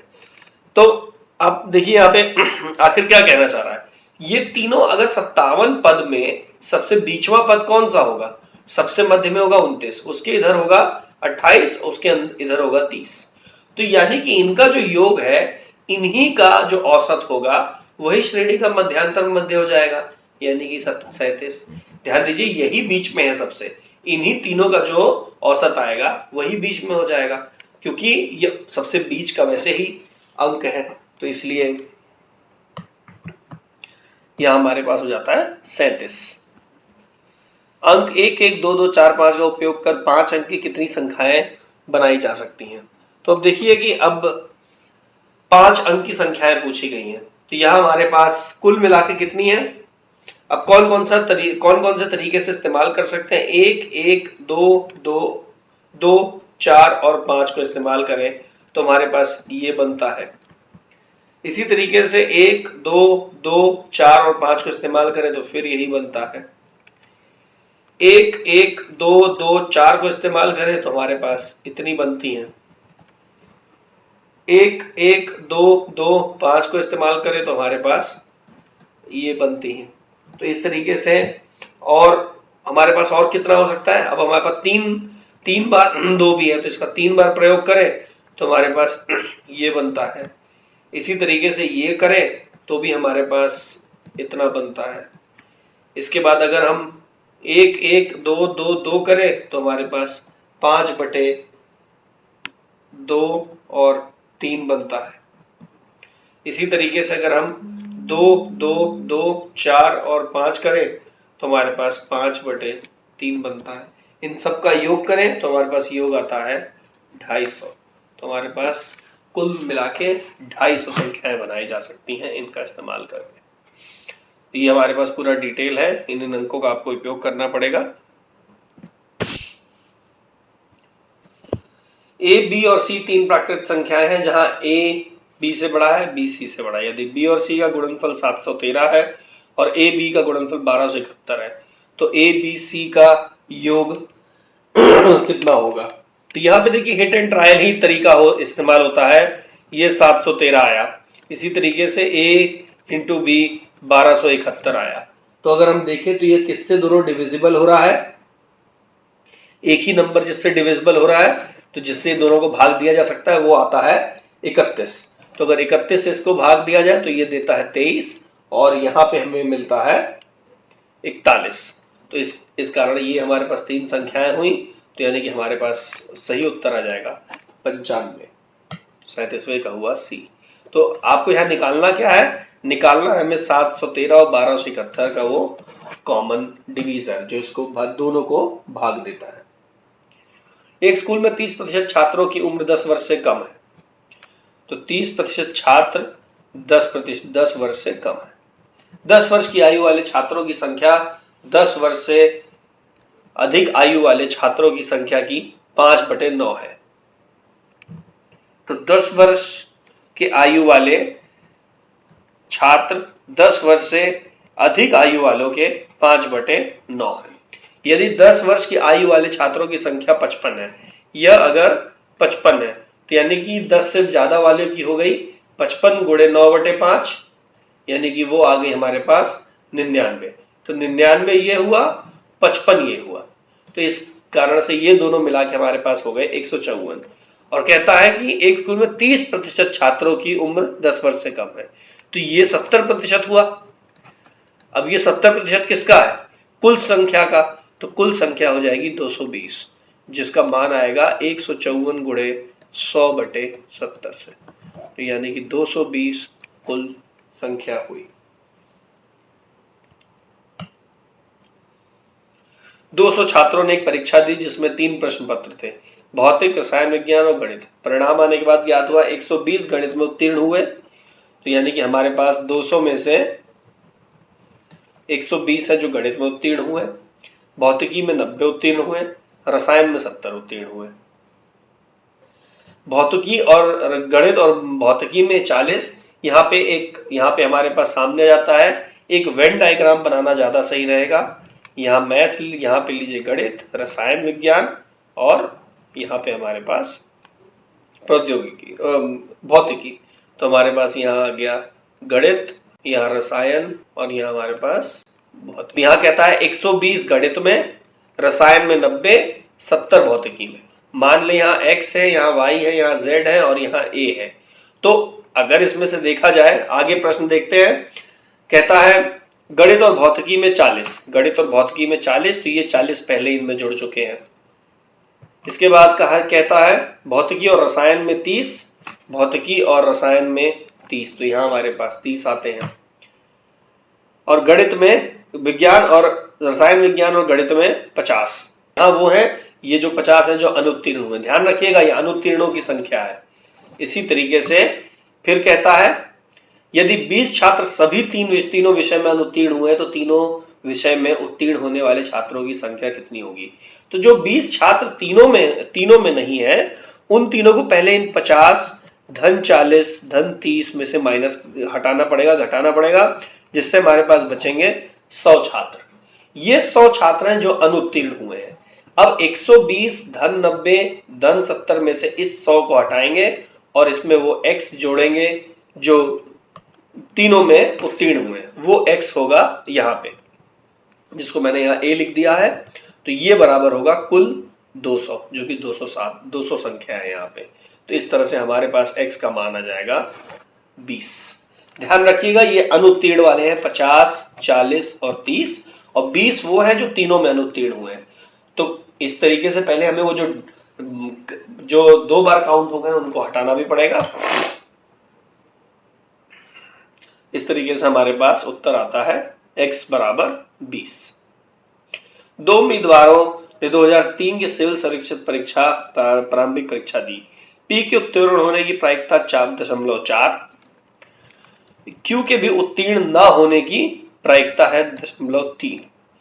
Q द्वारा परीक्षा उत्तीर्ण करने की प्रायिकता थी। तो क्या इस बारे में ज्यादा आपको सोच विचार करना पड़ेगा। यहाँ पे कहता है P की उत्तीर्ण करने की प्रायिकता है 0.4, तो उसकी न उत्तीर्ण करने की प्रायिकता हो गई 0.6। इसी तरीके से Q की न उत्तीर्ण करने की प्रायिकता दी हुई है 0.3। ध्यान दीजिएगा कि दोनों के न उत्तीर्ण करने की प्रायिकता दी हुई है 0.3, तो 0.6 P की है। इसके बाद यानी कि एक ऐसा ये कहना चाह रहा है कि 0.6 भी हो जाए, यानी कि P भी फेल हो जाए और Q भी फेल हो जाए, दोनों अनुत्तीर्ण हो जाए। तो 0.6 गुणे कुछ होगा जिसका मान आएगा 0.3, तो x बराबर आएगा 0.5 दोनों के फेल होने की। तो यानी कि फिर अगर इसको ध्यान दिया जाए तो अगर P के उत्तीर्ण होने की 0.6 थी तो 0.6 अनुत्तीर्ण होने की। इसी तरह से Q की उत्तीर्ण अनुत्तीर्ण होने की हमें नहीं पता, लेकिन ये पता है कि P और Q दोनों अनुत्तीर्ण होने की 0.3 है। तो P के भी अनुत्तीर्ण और Q के भी अनुत्तीर्ण होने से इससे हम Q का अनुत्तीर्ण निकाल लेंगे, क्योंकि 0.6 और 0.3 हमको दिया है। तो यानी कि Q के अनुत्तीर्ण होने की प्रायिकता है 5। तो इस तरह से Q के परीक्षा में उत्तीर्ण होने की प्रायिकता वो भी 0.5। वैसे काफी अच्छे बच्चे होंगे पढ़ाई में, क्योंकि इतनी ज्यादा प्रायिकता तो नहीं होती है। अब यहाँ हमारे पास एक 3 प्रश्नों का एक सेट है। एक विद्यालय में 1800 छात्र हैं, उनमें से 1/3 महिलाएं और शेष पुरुष हैं, यानी कि 600 महिलाएं और 1200 पुरुष। 65% पुरुष छात्र पूर्व स्नातक पाठ्यक्रम की पढ़ाई कर रहे हैं। इसमें से 65% पूर्व स्नातक यानी कि 780 पूर्व स्नातक कर रहे हैं, और श्रेष्ठ स्नातकोत्तर यानी कि 420। 63.33 छात्र पूर्व स्नातक पाठ्यक्रम की पढ़ाई कर रहे हैं और शेष स्नातकोत्तर की। कुल 1800 के कहा गया कि 63.63 यहां पे है, यानी कि 1140 हैं जो कि कुल पूर्व स्नातक की पढ़ाई कर रहे हैं, और बाकी 660 हैं जो कि स्नातक उत्तर की कर रहे हैं। इसमें से ध्यान रखिएगा 780 पुरुष हैं, इसमें से ध्यान रखिएगा 420 महिलाएं हैं। तो हम आते हैं विद्यालय में पूर्व स्नातक कर रही महिलाएं छात्रों और स्नातकोत्तर कर रहे पुरुष छात्रों के बीच का कुल अंतर कितना होगा। तो देखिए पूर्व स्नातक में महिलाएं कितनी हैं, पूर्व स्नातक में महिलाएं हैं इस 1140 में से आप 780 हटाएंगे तो बचेगा आपके पास 360, और 420 हैं वो पुरुष जो कि स्नातकोत्तर कर रहे थे। दोनों के बीच का अंतर हुआ 60। तो 60 हमारे पास सही उत्तर हुआ 41वें प्रश्न का। ये हमारे पास एक चार्ट भी बन के आ गया। विद्यालय में कितने छात्र स्नातकोत्तर की पढ़ाई कर रहे हैं? स्नातकोत्तर के कितने पढ़ कर रहे हैं? जैसा कि हमने देखा यहाँ पे 1140 पूर्व स्नातक में है, इसी तरीके से 660 स्नातकोत्तर में है, तो ये हमारे पास 660 आया। विद्यालय में स्नातकोत्तर की पढ़ाई कर रहे पुरुष और महिला छात्रों का अनुपात क्या है? जैसा कि देखा 1140 660 है जो कुल स्नातकोत्तर में, जिसमें से 420 पुरुष यानी कि बची 240 महिलाएं। अब इन दोनों का अगर हम निकाले कि हमारे पास पुरुष और महिला का अनुपात क्या होगा, तो हमारे पास आता है 7 और 4। अगले परिच्छेद पे आते हैं। प्रश्न संख्या 44 से लेकर 47, 4 प्रश्नों पे परिच्छेद निर्धनों और उनके वित्तीय हेतु से संबंधित आते हैं। प्रश्न 44 पे ध्यान से पढ़िए परिच्छेद को, फिर देखते हैं। निम्नलिखित कथनों पर विचार कीजिए। निर्धनों तक पहुंच हेतु बैंकों को जिस बड़ी समस्या का सामना करना पड़ रहा है वह उच्च ट्रांजैक्शन थी। पहली लाइन साफ तौर पे बताती है ये अत्यधिक निर्धनों के वित्तीय हेतु बैंकों के सामने सबसे बड़ा अवरोध तुलनात्मक रूप से अधिक ट्रांजैक्शन लागत है। तो ये सबसे बड़ी दिक्कत, तो इस हिसाब से यह कथन बिल्कुल सही। निर्धनों की बैंकिंग की एक प्रमुख जरूरत थी उन्हें अपनी अल्प अधिशेष को सुरक्षित रखने का अवसर मिल सके। अगर देखा जाए तो उनके द्वारा कभी कभी की जाने वाली छोटी बचत को लाभ के रूप में सुरक्षित रखना आकस्मिक। यहाँ से आपको और पता चलता है कि दूसरा भी सीधा सही, तो दोनों हमारे पास सही कथन है, सी उत्तर सही। परिच्छेद के अनुसार गांव के छोटे बचतकर्ता और कर्जदारों को बैंकिंग से क्या नुकसान दिखता है? अगर पढ़े पहले परिच्छेद में बीच में आते हैं तो यदि वे बैंक शाखा जाने का प्रयास करते हैं तो लंबी दूरी और कार्य को छोड़कर जाने से होने वाली हानि के लिए बाधाएं थी, और वे इस बात से निश्चित नहीं थे कि यदि वे शाखा जाते हैं तो उन्हें कोई सेवा प्राप्त होगी भी या नहीं। पारस्परिक असुविधा तथा परेशानी के कारण निर्धन बैंक को एक ऐसी सेवा के रूप में देखते हैं जो उनकी पहुंच में नहीं है, तथा बैंक निर्धनों के साथ बैंक सेवा को लाभदायक सौदा नहीं मानता। तो बैंक शाखा जाते समय कार्य से अनुपस्थिति के कारण आमदनी का नुकसान, बिल्कुल सही। वे कभी भी इस बात से सुनिश्चित नहीं होते थे कि बैंक शाखा पहुंचने के बाद भी उन्हें कोई सेवा प्राप्त होगी अथवा नहीं, यह भी सही। बैंक मानते थे कि निर्धनों को सेवा प्रदान करना लाभदायक सौदा नहीं है, लेकिन क्या यह गांवों के छोटे बचतकर्ता और कर्जदारों को नुकसान में दिखता था? ऐसा नहीं है, ये तो बैंक की तरफ से ये बात हुई। परस्पर असुविधा तथा समस्याओं के कारण कर्जदार बैंकिंग को एक अप्राप्य सेवा मानते थे, ये भी सही। तो इस तरह से 1, 2 और 4 यहाँ पे सही कथन है, कूट भी सही। परिच्छेद के संदर्भ में निम्नलिखित में से कौन निर्धन परिवारों की तात्कालिक बैंकिंग आवश्यकता होंगे? उनके तात्कालिक आवश्यकता की पूर्ति हेतु ट्रांजैक्शन ऋण की मंजूरी। ट्रांजैक्शन ऋण इस बारे में कुछ मतलब ही नहीं है, ट्रांजैक्शन व्यय जो बैंक का है उस बारे में वर्णन है, तो इसलिए तो अपने आप गलत होता है। सूक्ष्म उद्यमों हेतु बाधा रहित ऋण की प्राप्ति, अगर देखा जाए तो दूसरे परिच्छेद में लास्ट अनुच्छेद में दिया है जिसमें सूक्ष्म उद्यम के ऋण भी शामिल है, तो यह भी एक जरूरी है, तो इसलिए सिर्फ बी उत्तर सही, तो यानी कि केवल 2 यहां सही रहेगा। बैंक निर्धनों के साथ बैंकिंग को लाभदायक सौदा क्यों नहीं मानता? अब लाभदायक सौदा देखा जाए तो वो सीधे विनियम से जुड़ता है उनके जो है उनका लाभ उन तक सुविधाएं उपलब्ध कराने में काफी उच्च लागत है, और लागत उच्च होने की वजह से उनका ओवरऑल उनका जो कुल फायदा है वो बिल्कुल लाभदायक नहीं रह जाता। ग्रामीण लोग मानते हैं कि बैंकिंग को धनी वर्ग हेतु बनाया गया है, ये बिल्कुल नहीं, क्योंकि ग्रामीण लोग ऐसा नहीं मानते। अगर ग्रामीण लोग अगर ऐसा मान रहे हैं तो इससे बैंकिंग को लाभदायक सौदा नहीं मानते। ये वाले इन दोनों का इस बात से कोई संदर्भ नहीं मिलता, तो इस कारण से केवल एक सही होता है।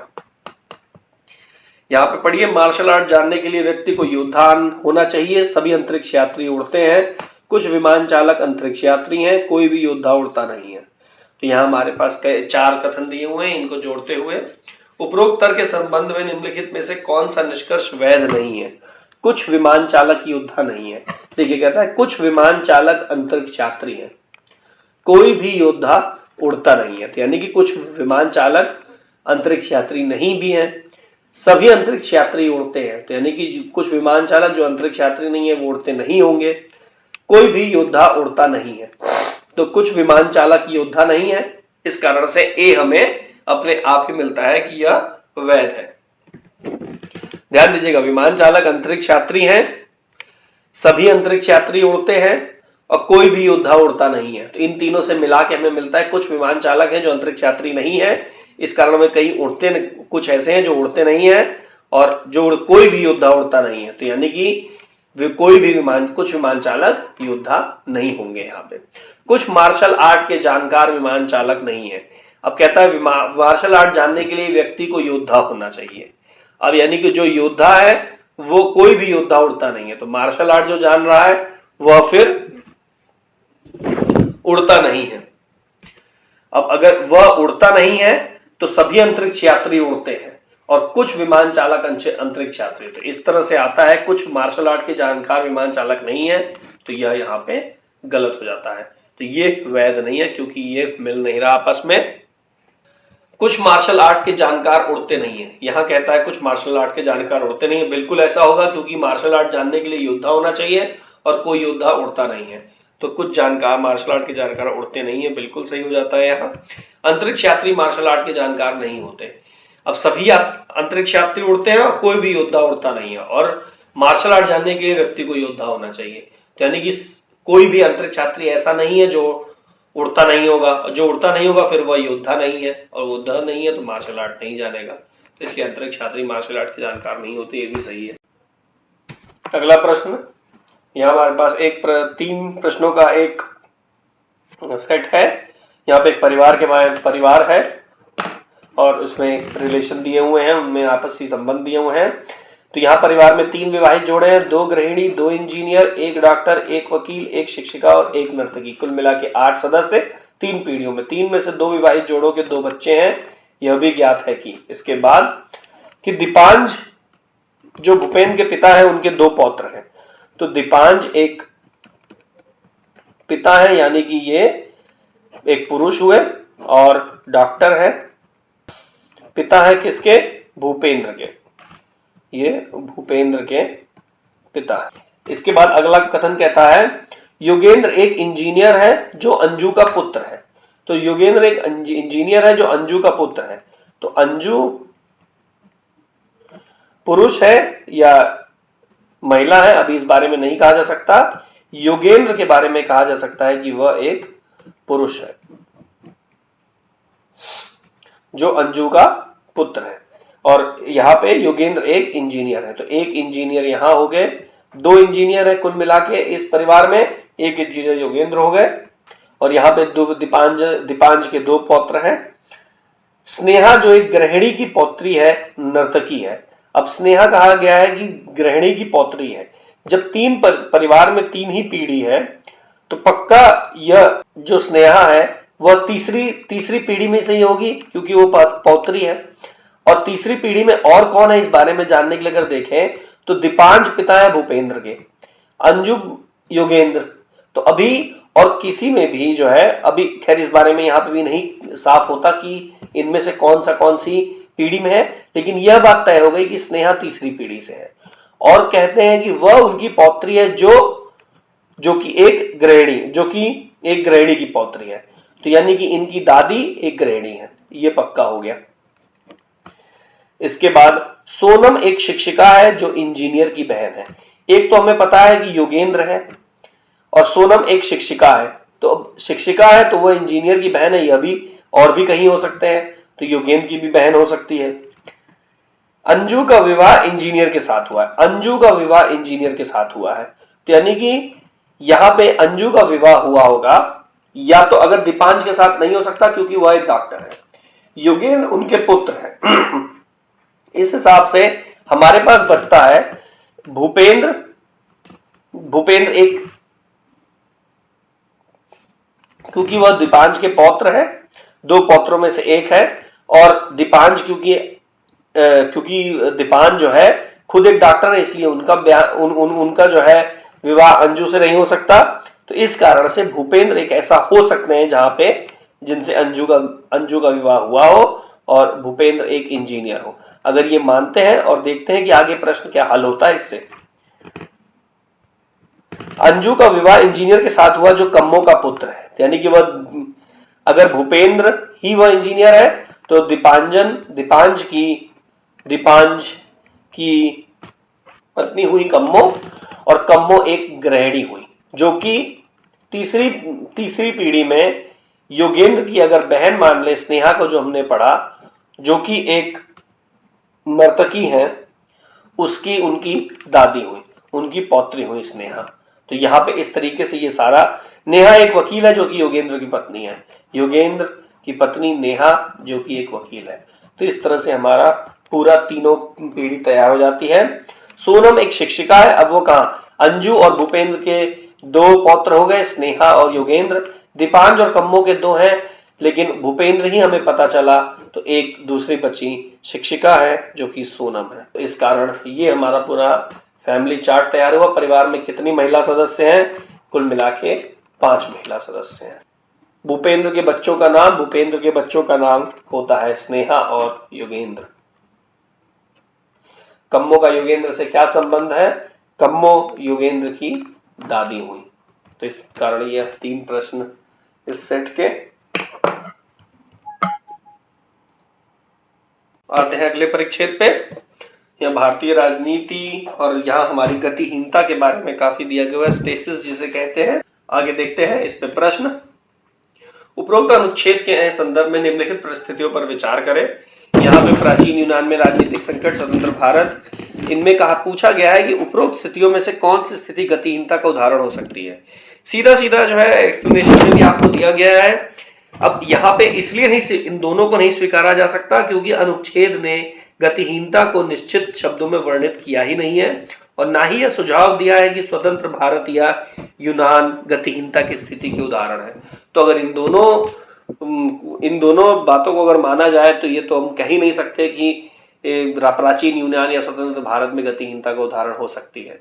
तो इसलिए डी ऑप्शन यहाँ पे सीधे आता है, क्योंकि इस बारे में परिच्छेद कुछ उल्लेख ही नहीं करता है। उपरोक्त परिच्छेद के संदर्भ में निम्नलिखित कथनों पर विचार करें। गतिहीनता शब्द का उपयोग भारतीय जनता पार्टी के लिए किया जा सकता है। बिल्कुल, क्योंकि अगर दूसरा अगर आप परिच्छेद अनुच्छेद पढ़े इसमें, तो गतिहीनता की स्थिति कांग्रेस के नेतृत्व वाली संयुक्त प्रगतिशील गठबंधन सरकार पर लागू होती है, जो अविश्वसनीय, निर्दयी, अमान्य और अनैतिक हो गई है। साथ ही साथ मुख्य विपक्षी पार्टी भारतीय जनता पार्टी की भी उतनी दोषी है, लेकिन कुछ हद तक यह स्थिति में है क्योंकि यह केंद्र की सत्ता में नहीं है, तो उन पे भी इस्तेमाल किया जा सकता है। यह बिल्कुल सही है। तो इस कारण से ये ऑप्शन हमारे पास पहला कथन बिल्कुल सही। लोगों की भलाई के लिए लोकतंत्र को एक शक्ति के रूप में माना गया है ना। अब यहां पे अगर देखा जाए तो हमारे पास क्या कोई प्रमाण दिया हुआ है इसमें? हमारे पास प्रमाण है नहीं इसमें कि हमें, जैसा कि परिच्छेद कहता है कि लोकतंत्र की धारणा नकली है, लेकिन इस बात का उल्लेख क्या कहीं है कि यह धारणा व्यापक रूप से विश्वसनीय है या नहीं। तो लोकतंत्र, तो लोगों की भलाई के लोकतंत्र को एक शक्ति के रूप में माना गया है, ऐसा कहीं कोई हमें संदर्भ या उल्लेख नहीं मिलता। तो इसलिए केवल एक यहां पे सही होता है। निम्नलिखित में से कौन सा कथन लेखक के बारे में सच हो सकता है? वह भारतीय जनता पार्टी का एक समर्थक है। क्या इस बारे में कहा जा सकता है कि वह भारतीय जनता पार्टी का ऐसा समर्थक है? बल्कि उसने भारतीय जनता पार्टी के बारे में बल्कि ज्यादा सही कथन भी नहीं दिए हैं, मतलब कुछ उल्टे भी हैं। तो बात यह कि इस बारे में अनुमान नहीं लगाया जा सकता। वह लोकतंत्र विरोधी प्रचारक है। अगर लोकतंत्र विरोधी प्रचारक है उसने लोकतंत्र के विरोध में कुछ बातें कही, लेकिन विरोधी प्रचारक है, इस बारे में भी कुछ सही सूत्र नहीं दिए गए हैं या कोई सही विकल्प नहीं दिए गए हैं, कथन नहीं दिए गए हैं, पंक्तियां नहीं दी गई हैं पूरे परिच्छेद में। वह या तो न्यायपालिका या 2 संवैधानिक निकायों में किसी एक का सदस्य है। अगर जो है संवैधानिक निकायों, संवैधानिक निकायों और न्यायपालिका के बारे में उन्होंने 2 अच्छी पंक्तियां लिखी हैं, तो या तो कोई भी लिख सकता है क्योंकि उन्होंने अच्छा काम किया है इस देश में, तो इनका एक सदस्य है, ये किसी पंक्ति से ऐसा प्रतीत नहीं होता कि वे सच में किसी ऐसे का एक सदस्य है। तो यहाँ पे हमें कोई ये नहीं पता चलता कि लेखक जो है इनमें से ऊपर के 3 में किसी एक में हो सकता है। निम्नलिखित में से कौन न्यायपालिका में गतिहीनता की उपस्थिति का साक्ष्य है? तो यहाँ पे न्यायपालिका में गतिहीनता की उपस्थिति का साक्ष्य क्या हमें इस बारे में दिया गया है?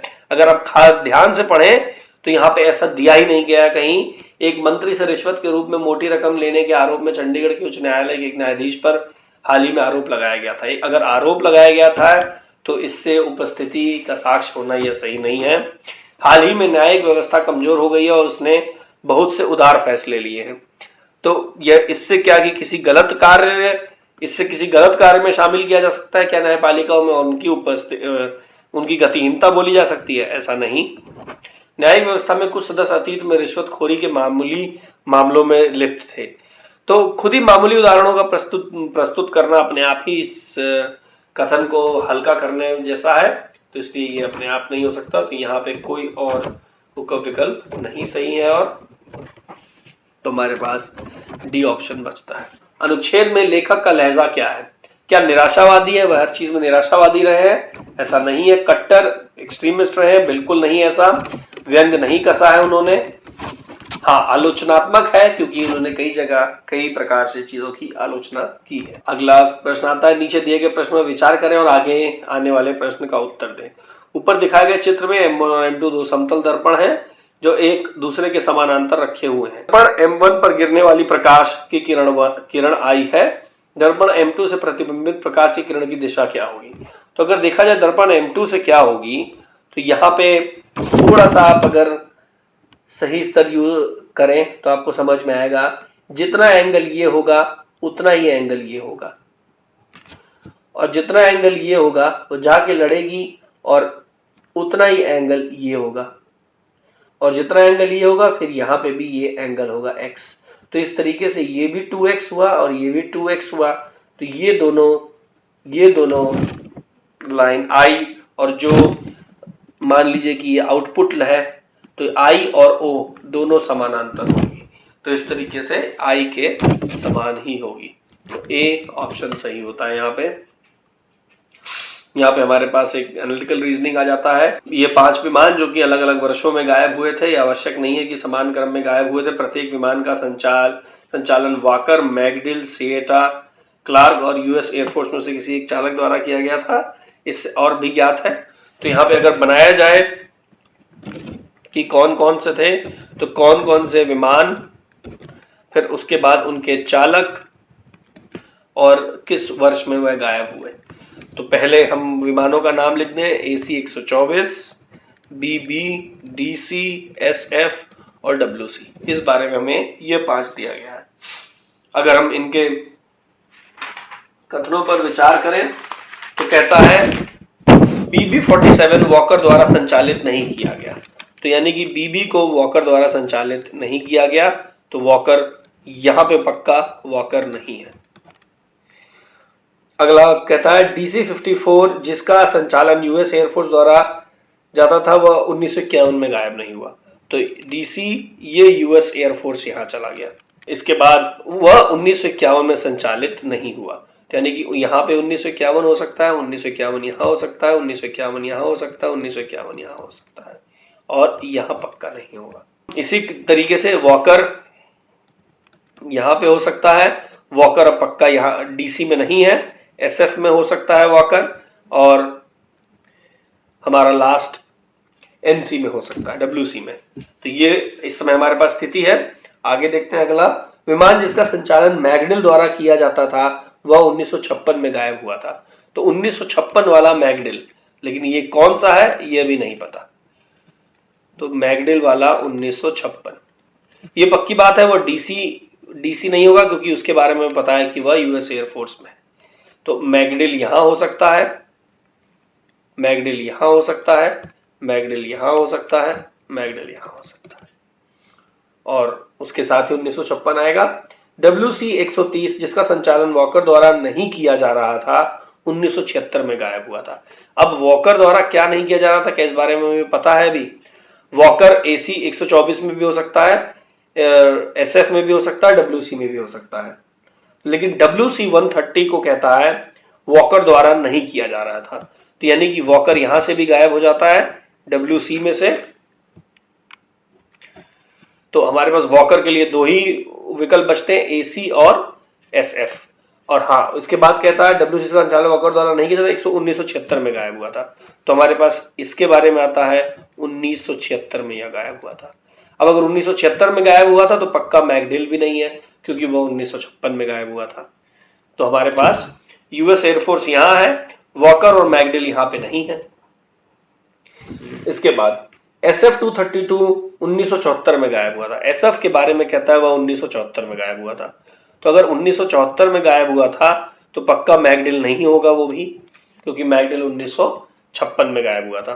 तो मैकडिल को लेके हमें बचता है AC-120, AC-124 या BB। इसी के साथ BB 1947 1956 में गायब नहीं हुआ था। तो BB 47 1956 में नहीं हुआ था, तो यानी कि 1956 बचता है खाली AC-124। तो 1956 AC-124 जो कि मैकडिल। इसी तरीके से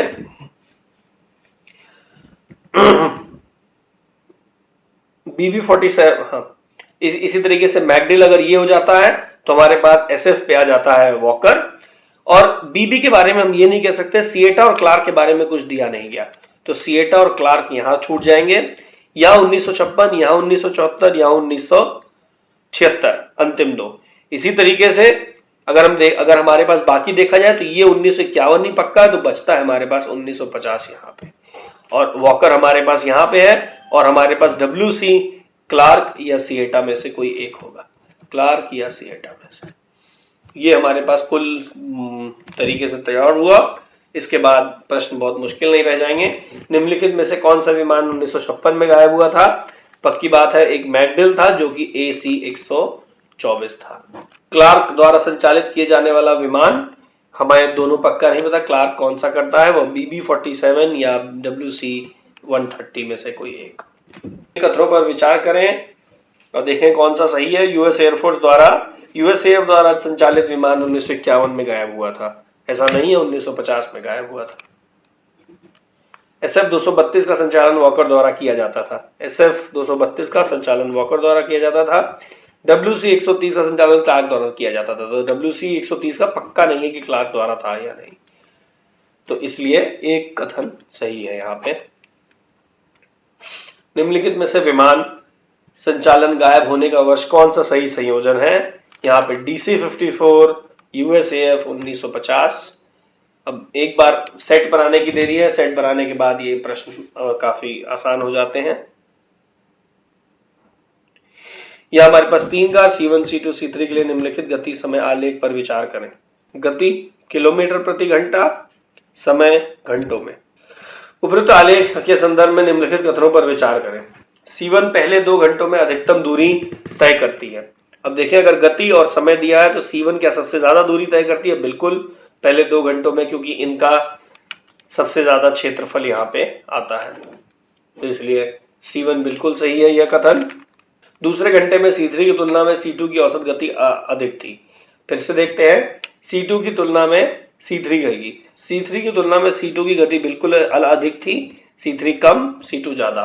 तो इस तरीके से ये वाला भी कथन सही। दिए गए समय में C3 ने अधिकतम दूरी तय की। अगर दिए गए समय में देखा जाए तो क्या C3 सबसे औसत गति इनकी सबसे कम रह गई है?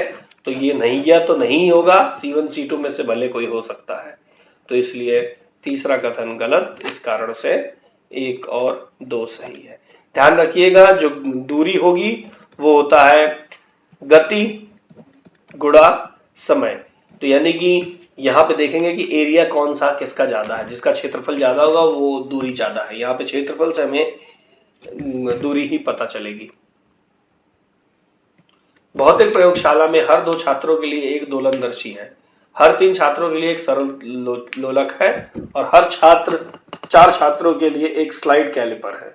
यदि तीनों प्रकार के उपकरणों की कुल संख्या 130 है तो प्रयोगशाला में छात्रों की संख्या ज्ञात करें। तो अब यह देखा जाए यहाँ पे कितना हो सकता है। अगर मान लें कि प्रयोगशाला में कुल जो है x है, तो यानी कि x/4 x/3 और x/2, इन तीनों का मान होगा 130, जिससे हमें पता चलता है कि x का मान है 120। तो यानी कि 120 छात्र हैं, यानी कि कुल मिला के अगर देखा जाए तो 60 दोलंदर्शी हो गए, 40 सरल लोलक हो गए और 30 स्लाइड कैलिपर हो गए। आइए अब डिसीजन मेकिंग के अंतिम 8 क्वेश्चन ये शुरू करते हैं। यहां से आपको एक अंतर्राष्ट्रीय सम्मेलन में प्रतिनिधि के रूप में आमंत्रित किया गया है। आप एक समूह के अनुवादक हैं और आपका उत्तरदायित्व अपने समूह द्वारा बोले गए शब्दों को विदेशी प्रतिनिधियों द्वारा हेतु अनुवाद करना है। भोज के दौरान एक वार्ता में आपने कुछ गलत अनुवाद कर दिए, जिसके कारण आपके समूह अध्यक्ष को लज्जित होना पड़ा। ऐसे में आप अब यहाँ पे देखिए आपने गलती की है, और इसलिए इसमें तो अगर आप अपनी गलती स्वीकारें तो बिल्कुल ही गलत नहीं है, तो उन्हें शांत करेंगे तथा इस मामले को नजरअंदाज करने को कहेंगे। बिल्कुल गलत है, ये शांत करना एक तरफ है लेकिन नजरअंदाज किया जाए तो बिल्कुल नहीं हो सकता। डी ऑप्शन कहता है कुछ परिहासपूर्ण कहेंगे, यह भी नहीं, बिल्कुल इससे आपकी गंभीरता पे शक होगा। अपनी गलती स्वीकारेंगे और सही अनुवाद प्रस्तुत करेंगे। अपनी गलती स्वीकारेंगे और कहेंगे कि आप एक मनुष्य था, गलती हो गई। तो पहले भी देखिए, बी विकल्प में यह है कि आपने अपनी गलती स्वीकारी फिर सही अनुवाद भी कर दिया, तो यहाँ पे यह सबसे ज्यादा प्रेफरेबल ऑप्शन है, पॉजिटिव है दोनों में, दोनों केस में, दोनों के लिए सही रहेगा। और नहीं तो आप गलती स्वीकारे और बिल्कुल सही है, एक मनुष्य है और गलती हो जाती है। इस तरह से अगर आपने जानबूझ के कोई गलती नहीं की है, कई बार काम करते वक्त कुछ ना कुछ गलत हो जाता है, तो इस केस में ये भी सही रहेगा। हाँ, तो बी से थोड़ा कम ऑप्शन प्रेफर्ड हुआ क्योंकि बी में आपने अनुवाद भी सही प्रस्तुत कर दिया। सी में आपने वो नहीं किया, शायद उसकी जरूरत ना हो, लेकिन आपने इस बात को माना कि आपसे गलती हो गई, तो सी उत्तर भी यहाँ पे कहा जा सकता है। आप एक शल्य चिकित्सक हैं, आपको बुरी तरह घायल मरीज का ऑपरेशन करना है जिसके बचने की बहुत कम संभावना है। घायल को यह चोटें गोलीबारी के दौरान बंदूक की गोली से लगी है, जो इससे पुलिस केस बनता है। घायल की ऑपरेशन के दौरान मृत्यु हो जाती है और तथा उसके परिवार के लोग इस परिस्थिति में हिंसा पर उतर आते हैं। ऐसे में अगर देखा जाए तो उनसे शांति से बात करेंगे तथा उन्हें समझाएंगे कि वे आपने बचाने का हर संभव प्रयास किया। रखा जा सकता है क्योंकि पॉजिटिव ऑप्शन है, इसमें कोई आप गलत नहीं कर रहे हैं, तो इसको ओपन रखा जा सकता है। उन्हें पैसे देकर चुप रहने कहेंगे, बिल्कुल गलत, बल्कि आपने प्रयास किया और एक पुलिस केस बन रहा था जिसमें आप जो है अभी आपने जो है आपने एक जिम्मेदार चिकित्सक के रूप में वहां पे काम करने की कोशिश किया, लेकिन कई बार ऐसा होता है कि नहीं बचाया जा सकता। खुश होंगे कि अब शहर से एक अपराधी कम हो गया तथा उसके परिवार से नहीं मिलेंगे। नेगेटिव है ये, ऐसा नहीं। अभी आपने पहले कैसे कह दिया कि वह अपराधी है जबकि इस बारे में आपको नहीं पता है, हो सकता है किसी और कारण से गोलाबारी की चपेट में वो आ गए हो, तो इसलिए यह भी नहीं कहा जा सकता। नेगेटिव ऑप्शन है, सी अवॉइड करेंगे।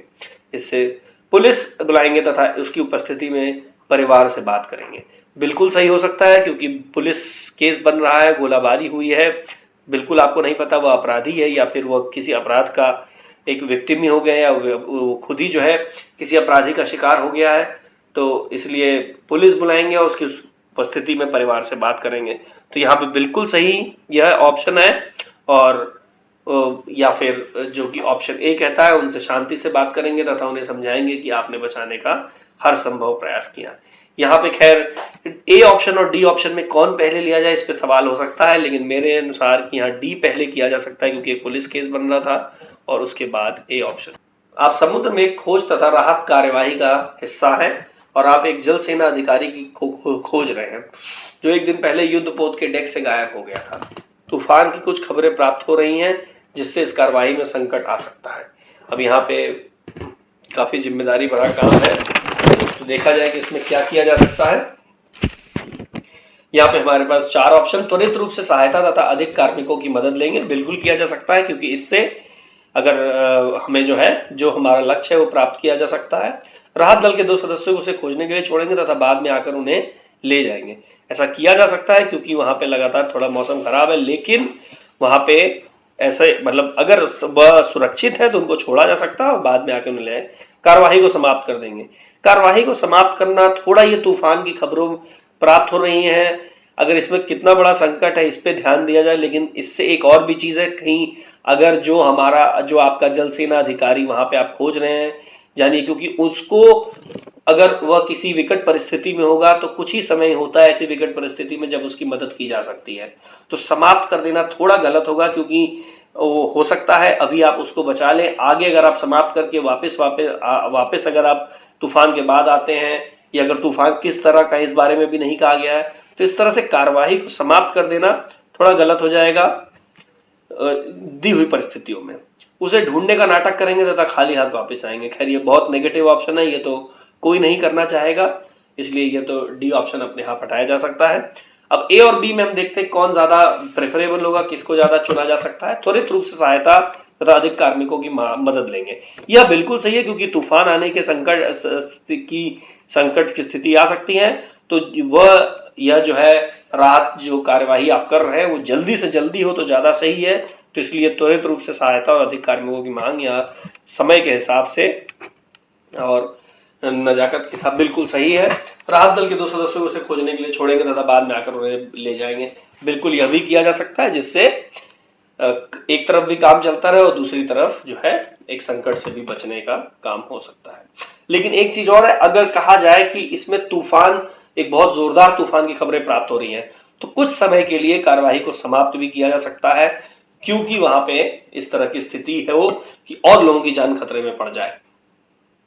तो वहां ध्यान रखिएगा, ये थोड़ा प्रश्नानुसार यह उत्तर बदल सकता है।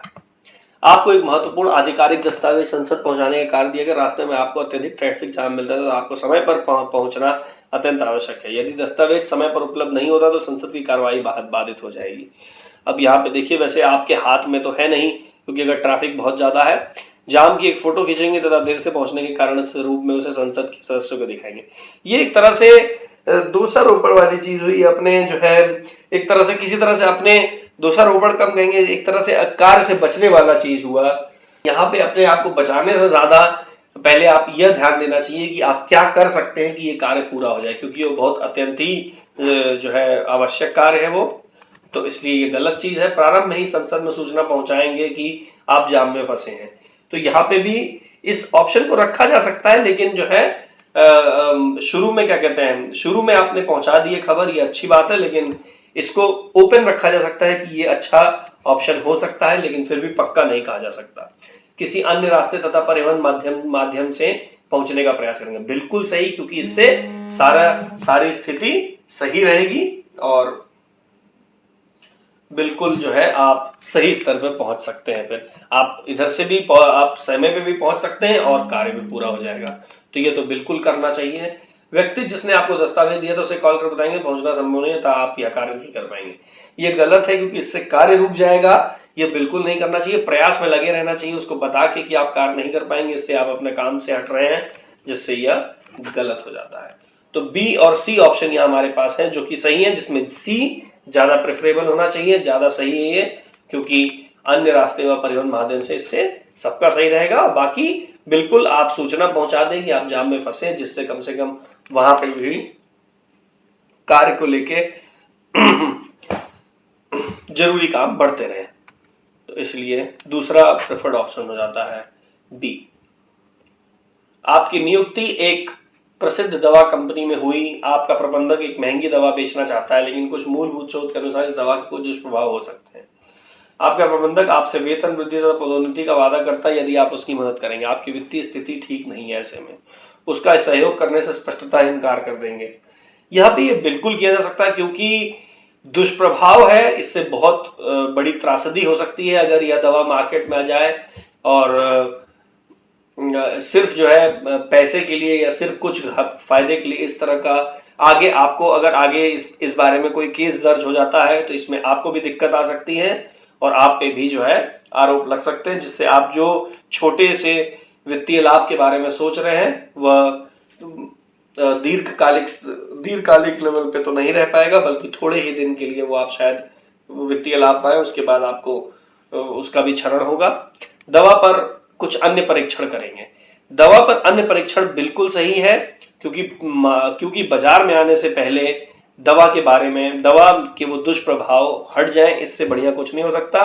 अगर वो परीक्षण सही रहे, दुष्प्रभाव दूर है, तो बिल्कुल इस दवा को मार्केट में लाया जा सकता है। इससे दवा की हानि भी नहीं होगी और आपके वित्तीय लाभ भी होगा और आपके प्रबंधक को भी होगा।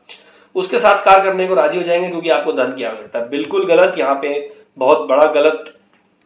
आप जो है आपसे वही जिस वित्त के लिए, वित्तीय स्थिति को सही करने के लिए आप आगे बढ़ना चाह रहे हैं, वही आगे दिक्कत में आ सकती है। तो इसलिए सी ऑप्शन तो बिल्कुल उच्च अधिकारियों को सूचित करेंगे। उच्च अधिकारियों को सूचित किया जा सकता है, लेकिन अभी यहाँ पे क्योंकि उच्च अधिकारियों के बारे में ऐसा कुछ ज्यादा डिटेल नहीं दिया गया हुआ है कि जो है दवा के बारे में क्या स्थिति है और जो है उसके तो कुछ दुष्प्रभाव हो सकते हैं, यह कहा गया है, लेकिन वह किस स्तर पे जो है लाभदायक है या खतरनाक, इस बारे में नहीं पता है। तो इसलिए उच्च अधिकारी को सूचित करने से पहले आप खुद ही अपने स्तर पे पहले उसको देखना चाहेंगे। तो डी ऑप्शन भी सही हटता है। तो बी ऑप्शन और ए ऑप्शन, बी ऑप्शन सबसे ज्यादा प्रेफर किया जा सकता है, उसके बाद ए। आप ग्राम पंचायत के सरपंच, आपके गांव में अंतर जातीय विवाह को अपराध समझा जाता है। गांव की एक लड़की जो शहर जाकर स्नातक कर रही थी, वापस आकर बताती है कि उसने एक व्यक्ति से विवाह कर लिया। व्यक्ति निम्न जाति का है। ऐसे में पंचायत बुलाएंगे तथा गांव के लोगों से पूछेंगे कि क्या करना चाहेंगे। एक बार इस विकल्प को रखा जा सकता है खुले तौर पे कि हाँ ऐसा हो सकता है, लेकिन अभी आगे देखा जाए उस व्यक्ति को चले जाने को कहेंगे। यह बिल्कुल गलत है। इससे जो है आप एक गलत जो है एक हमारे जो समाज में एक कुरीति है उसको बढ़ावा दिया जाएगा, तो इसलिए गलत होगा ये। उस लड़की से कहेंगे वह पति के साथ शहर वापस चली जाए। इसके बाद उस लड़की से कहेंगे कि वह अपने पति के साथ शहर वापस चली जाए। तो ये क्योंकि कई बार ऐसा होता है कि गांव में इस तरह की स्थिति को सही तरीके से नहीं लिया जाता है। तो जब तक की स्थिति संभले ना, या जब तक कि इस मामले में पूरा लोग इस चीज को सही से ना ले लें, तब तक कहा जा सकता है लड़की को कि वह अपने पति के साथ शहर वापस चली जाए, जिससे कि सही रहेगा चीज। और लेकिन इससे एक बात और है कि इससे हम सही जो असल दिक्कत है उसको हम हल नहीं करते हैं। असल हल करना है तो पंचायत के अन्य सदस्यों को जोड़े को स्वीकार करने के लिए मनाएंगे। यह ज्यादा सही है क्योंकि इससे सबके लिए अच्छा रहेगा। सी ऑप्शन रखा जा सकता है, और लेकिन ए ऑप्शन पंचायत बुलाएंगे और गांव के लोगों से पूछेंगे क्या करना चाहिए, इसमें थोड़ा बहुत बड़ा रिस्क है। क्योंकि अगर आपने पूछा और गलत उसके में, और अगर लोगों ने कुछ जो है इसमें गलत उत्तर दिए और उन्होंने गलत जो है इसमें सुझाव दिए, तो क्या आप उस समय आपको जो है उनकी बात मानने पे बाधित होना पड़ेगा, जिससे इस व्यक्ति के साथ गलत हो सकता है, इस लड़की के साथ। तो इसलिए ए ऑप्शन और बी ऑप्शन से बढ़िया होगा सी और डी।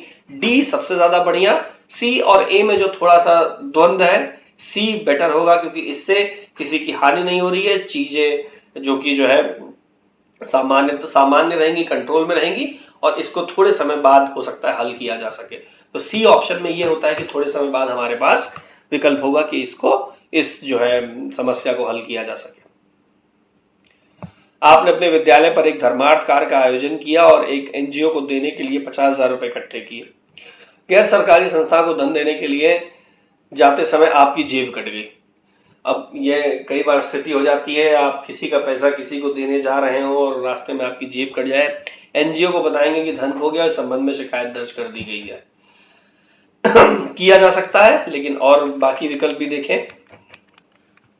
एनजीओ को बताएंगे कि धन चुरा लिया गया है और उन्हें अपनी क्षमता अनुसार धन देने का प्रस्ताव करेंगे, ऐसा कहा जा सकता है।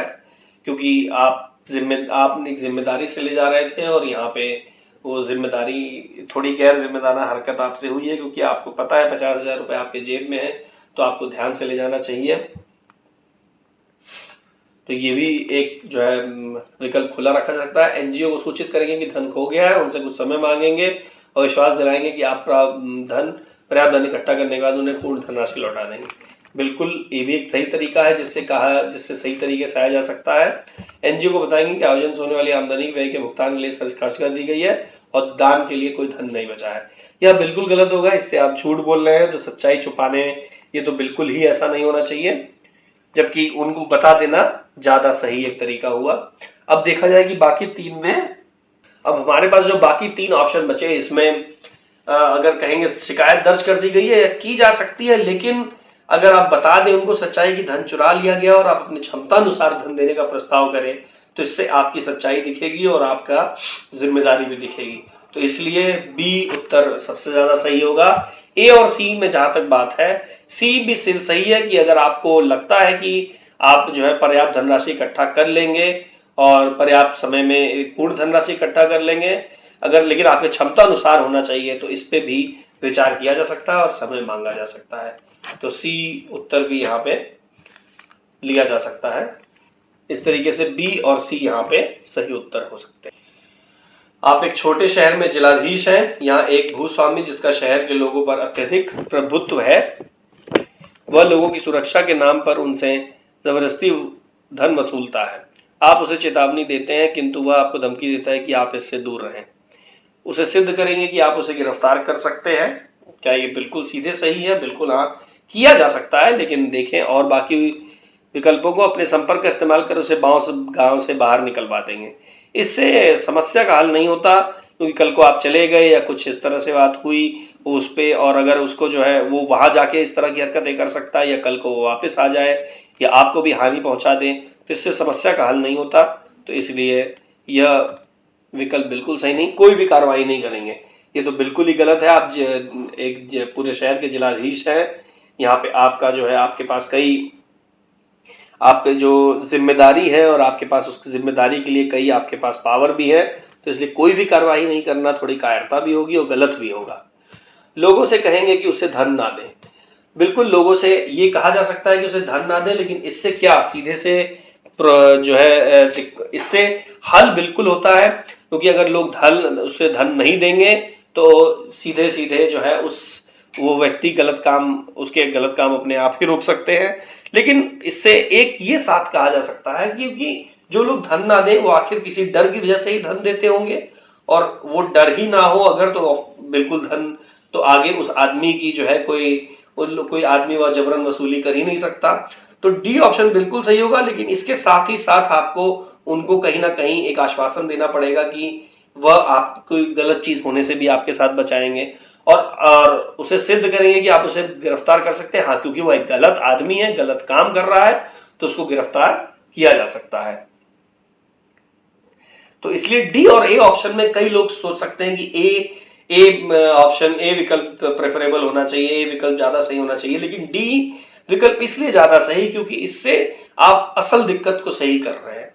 लोग डर रहे हैं उससे, इस वजह से धन दे रहे हैं। आप उनको अगर आप किसी तरीके से धन देना ही रुकवा दें तो इससे बढ़िया कुछ नहीं हो सकता। इससे उस आदमी का भी जो गलत काम है वो भी अपने आप रुक जाएगा, इससे लोगों के साथ जो गलत हो रहा है वो भी रुक जाएगा, और बाकी आप जो भी जिलाधीश है बाकी अपने स्तर पे तो आप कई चीज ध्यान दे ही सकते हैं। डी ऑप्शन एक नैतिक रूप से भी काफी सही है कि आप जो है लोगों को डिस्करेज करेंगे कि वे उन्हें धन ही ना दें। तो इस तरीके से डी ऑप्शन बिल्कुल सही। और इसके बाद ए। तो इस तरह से 80 प्रश्न, उम्मीद है कि अच्छा रहा होगा इस बार आपका प्रश्न इस बार, और 130-40 से मेरी उम्मीद है कि इसमें तो आप रहे ही रहें, और उम्मीद रहेगी कि आप जो है इससे और ऊपर जाएं, 150-60 तक पहुंचे, क्योंकि काफी अच्छा मुकाबला है और पेपर 2 में लोग काफी अच्छे नंबर खींच लें।